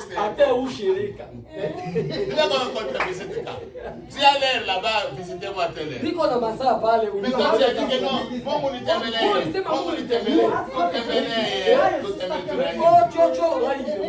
Dieu vient vous visiter. Vous ne voulez pas de ce frère. Vous ne voulez pas de cette scène. Oh, la frère qui traque est bon. Chonga. C'est Satan maintenant qui va me témoigner. Comme ça, vous allez comprendre. Les choses de Dieu, il faut faire attention. C'est ça qui va. Alléluia. Parce que pour Dieu, votre sœur vient. Que Dieu vous bénisse, ma sœur. Oh, ma sœur, que Dieu te bénisse. Oh, dans le Seigneur. C'est une grande bénédiction. Et c'est Dieu qui est venu. Il dit, comment vous dites que vous m'aimez alors que vous essayez votre vie? Dans le cœur de ta sœur, c'est Dieu qui est là-bas. Moi, je disais, quand l'enfant était malade, moi, je disais, Seigneur Jésus, il faut prendre Dieu au monde. La première fois, le prophète nous a dit, la première fois qu'on a cité le nom de Jésus, par les lèvres humaines, Jean était dans le ventre de sa maman. Parce que son père n'a pas cru à la promesse, à la prophétie de l'ange, il ne bougeait pas. Mais dès que Jean a écouté le nom de Jésus, Jean a bougé. Elisabeth a dit, Marie, ça fait 6 mois l'enfant ne bouge pas. Les mamans savent quand l'enfant ne bouge pas. Les mamans savent. Cet enfant-là, il est mort. Mais Jean a tressailli. Et Malachie 4 nous dit, Jean a été baptisé du Saint-Esprit dans le ventre de sa maman. Et moi je disais, le nom de Jésus là, moi maintenant je prononce ça. Quelle est cette maladie qui va prendre ma femme? Non, prononcez le nom de Jésus. Chassez tous les démons au nom de Jésus. Quand il y a un problème, appelez Jésus. Appelez Jésus. Non, ma femme, appelle Jésus. Mon enfant, appelle Jésus. Mon frère, même pour nous tous là. Vous avez appelé Jésus. Et vous verrez, l'enfant va venir. Amen, parce que vous avez appelé Jésus. C'est ça. Nous tous, nous sommes une famille. Nous devons penser les uns aux autres. Nous devons vivre comme ça. Dieu verra que nous sommes soudés. Il n'y a pas d'hypocrisie. Si c'est A, c'est A. Dites la vérité à ton frère. Yes. Il ne faut pas dire non, frère, tu vas te mettre dans ton frère. Non. Si c'est A, c'est A. Si c'est B, c'est B. C'est ça un affaire. Si tu n'es pas content, tu n'es pas content. Ce n'est pas la peine du monde. Cette puissance-là, il faut que ça soit là. Si la puissance là est seulement sur le corps, ça ne va pas vous aider. Il faut que cette puissance entre. Pour que la puissance là entre, vous devez vous repentir et vous devez être baptisé au nom de Jésus-Christ. Quand vous sortez de l'eau, Dieu, il est obligé vis-à-vis de vous pour nous donner la promesse. Le Saint-Esprit, c'est pour nous. Et le Saint-Esprit, c'est Jésus. Ne parlez pas seulement de Jésus par la bouche. Possédez Jésus. Yes. Kamata Yesu awe wako. Même si nous sommes 100 ici, quand Jésus entre, il y a tout le monde qui dit, ouais, Joanne. Il y a tout le monde. Même saura que ces gens ici, c'est vraiment c'est moi. Même aimez Jésus. Aimez-le. La puissance vivifiante. Et notre religion a eu le sens. And our Quand religion. Jésus est sorti de la Our tombe, religion. na ibada yetu itaweka itamaanisha kama Yesu yuko katikati yetu. les gens qui ont eu la puissance, Watu waliokuwa na la nguvu, puissance est vivifiante. nguvu za kuishi. Quand le Saint-Esprit est venu, Wakati Yesu Mtakatifu alikuja, Pierre, c'est une femme qui l'a terrassé. hein? Avant que la puissance ne kabla vienne. hizo nguvu hazijakuja, La femme là est venue. huyo mwanamke alikuja. Pierre, toi tu étais avec Jésus. Petro alikuwa na Yesu. Pierre a renié la parole de Dieu. Jesus denied the word of God. Non, Petro akakana, Pierre a renié Jésus. akakana Peter Yesu. denied the word of Trois God. Sio fois. mara moja, One time. Et Pierre a dit, Petro alisema, je ne connais même pas de quoi vous parlez. Ewa, Even know what you're talking tu about. unasema anaruka. C'est hier quand je lisais la parole. Ndio maana C'est nilisema quand je lisais la neno parole. When I was reading Mais about des fois Pierre avait raison. Petro alikuwa na Parce que Pierre ne comprenait même pas ce qu'il because disait. Peter Petro J'ai hakuelewa pris la vérité. Petro alikuwa Donc Pierre a renié vraiment la parole. Petro alikana neno Et il a dit, na akasema, femme, mwanamke, je ne connais même pas de quoi tu parles. sijui unasema ni ataruka Avant que le Saint-Esprit ne vienne, kabla ya Roho Pierre ne Mtakatifu. savait même pas de quoi il parlait. Petro Pierre avait peur, alikuwa na boga. trop peur. Boga nyingi. very few. Mais après avoir reçu la puissance du Dieu, Baada ya See the kupokea power of the Holy c'est Pierre, on voulait le tuer. Il a dit, ils veulent me tuer. wataka nione Venez. mkawe. Et Pierre est parti. Yesu Peter Petro Il a akaenda. dit, mettez ma tête en bas. Muniweke kichwa Ne chini. me tuez pas comme lui. Msinione. Je ne suis pas digne Mimi de mourir sistahili comme lui. kufa kama yeye. able. I am not able Même to ces die. jours-là, bien-aimé, Hata siku quand on a crucifié Jésus, wakati il y avait wa d'autres gens qui étaient aussi crucifiés. There were Kuna other wengine people who were Et ces crucified. gens-là sont restés dans la tombe. na watu wengine wale wakabaki. Mais Jésus, But Yesu, c'était un homme totalement différent. he was C'était Dieu lui-même. Amen mwenyewe. differently. Na wakati Total Il est different. sorti de la tombe. He alitoka has to Et il a dit, comme j'ai vaincu, na aliposema kama And he said, hivi because je I vais love aussi. na nyinyi Et il a dit, comme je vis, kama naishi vous vivrez na aussi. nyinyi Amen. mtaishi pia. Because you are, because Amen. of my life, you are N'ayez also pas young. peur. Msiwe na Que hofu. personne ne vous dise, Watu Don't wa ah, should tell me. votre message là. oh, Ah, tunaweza ah, on va voir. You will tutaona. see. Dites seulement, Tell them. on verra. Tutaona. Maintenant, les jours où nous viendrons avec Jésus, Wakati tutarudi na Bwana wetu Yesu ils vont tomber. wataona. Fall. C'est ça. Jean est tombé. Yohana Mais pour Jean, But for John, na Yohana Jésus a dit, n'ayez pas peur, usiogope, c'est moi. ni mimi. Et il a relevé avec sa main droite. and he Alikamwinua Sa na main droite, mkono c'est sa wake wa puissance. kuume. Nguvu Il a inamaanisha relevé Jean. Et dit, c'est moi.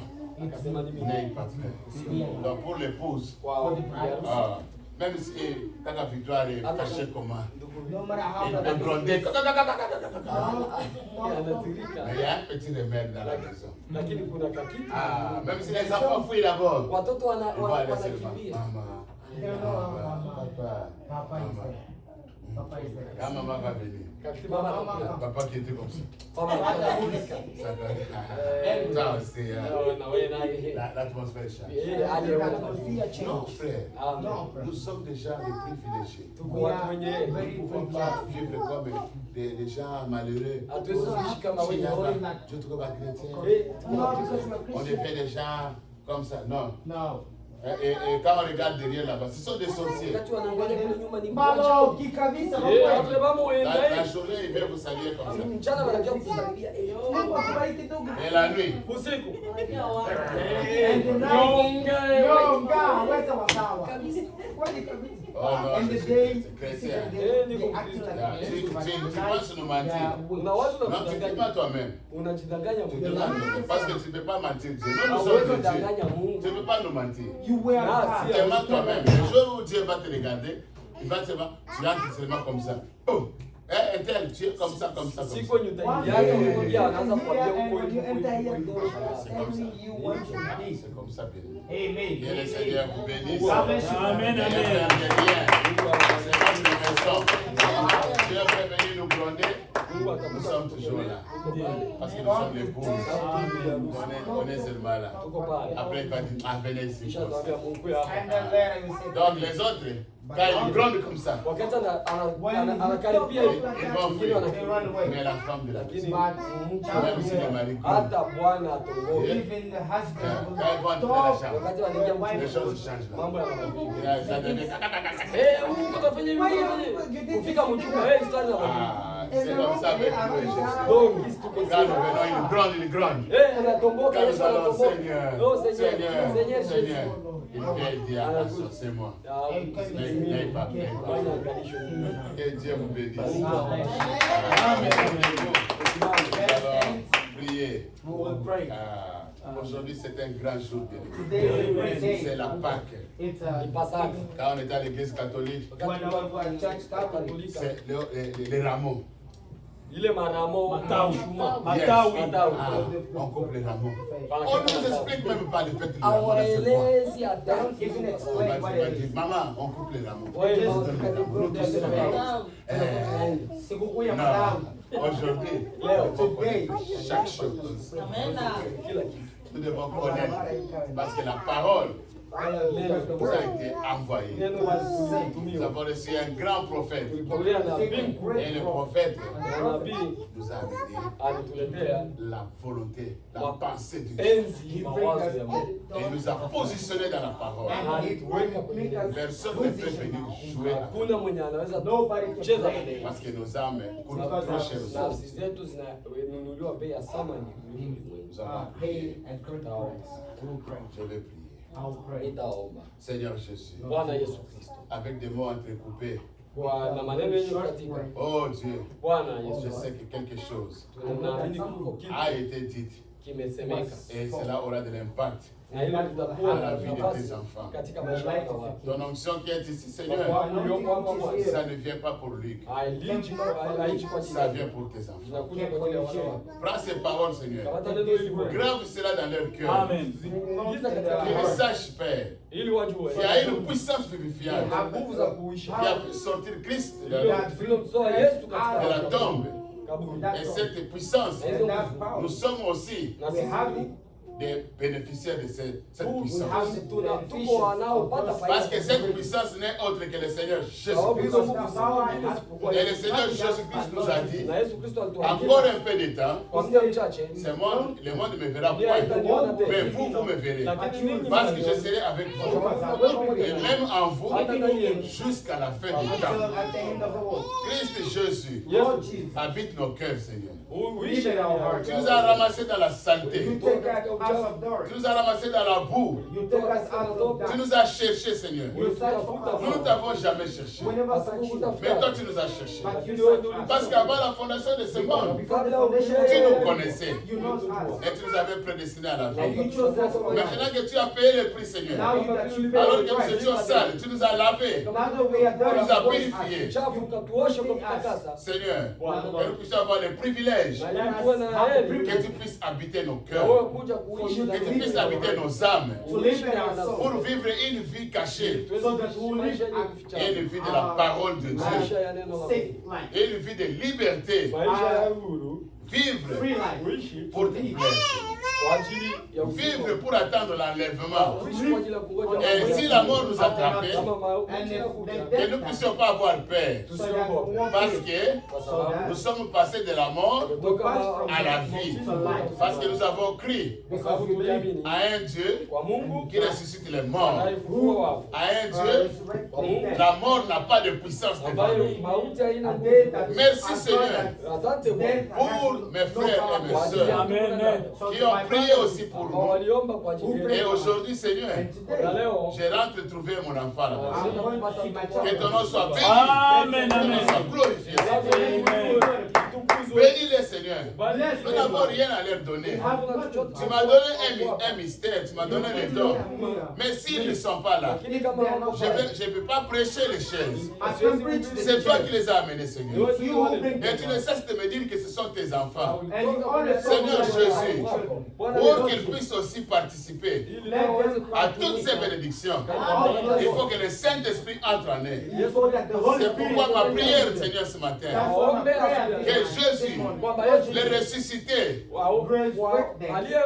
lui le soleil, qui s'est levé là-bas à l'est, qui s'est couché ici à l'ouest, et ce même soleil, le Seigneur Jésus-Christ, soit dans leur cœur, pour éclairer leur vie, pour éclairer leurs âmes, dans leur maison, partout, Seigneur, comme ton serviteur, As Je yourself, prononce la parole. I proclaim the word. Qu'il puisse être libre. Seigneur Jésus, qu'il puisse maintenant t'aimer, oh Dieu, de tout leur cœur. Comme tu les as révélés, que tu les as ramassés dans la mort, en enfer. Et toi tu les as suivis là-bas. Et tu es mort pour eux. Seigneur, qu'en retour, eux aussi puissent t'aimer. Et que ça soit un amour parfait. Un amour divin. Et quand ça sera le temps de venir à l'église, pour venir t'adorer, pour venir te rencontrer, Seigneur, qu'ils puissent avoir cette atmosphère qui fera que ta présence puisse demeurer en Seigneur. Pour nous bénir. Nous vivons dans un monde, Seigneur, où nous ne connaissons pas qui est qui. Mais Seigneur Jésus, toi tu connais toutes les personnes. Nous ne voulons négliger personne ici. Nous voulons, Seigneur, que tu puisses bénir tes enfants. Et que tu puisses les assister. Que tu puisses les délivrer. Qu'aucun péché ne puisse les lier. Parce que tu les as rendus libres. Et tu as payé au double de nos péchés. Merci Père. Parce qu'à Jérusalem, il y a une tombe vide. Merci Père. Parce que tu as prouvé que tu es puissant. Tu as prouvé, Seigneur, que ce que tu dis, tu peux l'accomplir. Tu as prouvé, Seigneur, que tu es la vie et que tu es la résurrection. Et c'est ce qui nous donne la foi. Parce que tu nous as promis que tu vas venir nous prendre. Oh Dieu, le monde attend les bombes. Mais nous attendons Jésus-Christ le ressusciter. Comme c'est le chemin de maïs. Oh Père, tu as parlé toute la journée. Ils n'ont pas compris. Mais le soir, quand tu as brisé le pain de vie, et là, ils t'ont reconnu. Nous aussi, Seigneur, nous avons eu le temps de Paul. Nous avons eu beaucoup des âges. De Wesley, de Colomba, Irénée. Aujourd'hui, au temps du soir. Oh Dieu, tu as brisé le pain de vie. Tu nous as envoyé Branham et il a manifesté les signes du Messie. Oh Dieu, tu nous as visités dans ce temps de la fin. Tu es descendu dans le lieu de la tribu de Juda. Tu as crié et tu es descendu avec un livre ouvert, là où nos noms ont été écrits. Oh Dieu, merci Seigneur. Bénis ce peuple, parce qu'ils ont crié à la parole de leur temps. Dans cette parole, il y a des vitamines, Seigneur, que cela puisse leur donner la vie, et qu'ils puissent croître, pour que nous puissions tous, Seigneur, être élevés dans les lieux célestes en Christ, de révélation en révélation, de puissance en puissance, parce que tu es une église qui n'a pas de puissance, parce que toi-même tu es la puissance, et là où tu es, les surnaturels doivent se produire, et nous voulons te voir au milieu de nous. Merci pour ta présence, merci pour ton onction. Rentre avec ce peuple et vis dans leur cœur. Qu'un réveil commence, Seigneur, même pour chanter, que nous puissions chanter avec joie, même pour danser, nous puissions danser avec joie, danser pour le roi des rois, pour le Seigneur des seigneurs. Bénis les enfants et protège-les, Seigneur. Tu es l'ami des enfants et tu es l'ami fidèle. Tu ne faillis jamais. Souviens-toi de ces enfants et bénis les vies. Quand ils iront à l'école, que tu les protèges. Quand papa et maman dormiront, et toi tu veilles, Seigneur, sur ces enfants. Sois béni notre Dieu. Que tu rentres avec moi. Tu m'accompagnes sur les chemins. Avec tous tes enfants, Seigneur, dans leur maison. Nous pensons à notre bien-aimé frère Fernando. Il a demandé la prière. Seigneur, Seigneur Jésus, comme les saints de Dieu, nous venons avec notre frère, Fernando, devant ton trône de grâce et de miséricorde. Donne-lui la force, Seigneur. À la croix, tu as payé les prix. Les châtiments qui nous donnent la paix est tombé sur toi, Seigneur.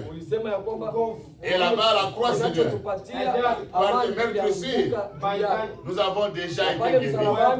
Pas que nous serons guéris, déjà guéris. Et nous venons, Seigneur, réclamer notre frère, Fernando. Nom de Jésus. Que le diable lâche prise. Dans le nom puissant de Jésus. Qu'il soit guéri. Et nous voulons le voir à l'église. Pour venir adorer son Dieu. Sois béni notre Dieu. Sois loué, Seigneur. Quand nous te verrons te mouvoir dans l'église ici, nous ne manquerons pas de glorifier ton Seigneur. Parce que toi, tu es derrière ta parole pour l'accomplir. Sois béni, sois loué, sois glorifié. Au nom de Jésus-Christ. Amen. Amen. Que Dieu vous bénisse. Je suis content. Yes, c'est 13h34. J'ai dit à mon épouse à 30. I told my wife, Yeah, je lui disais hier.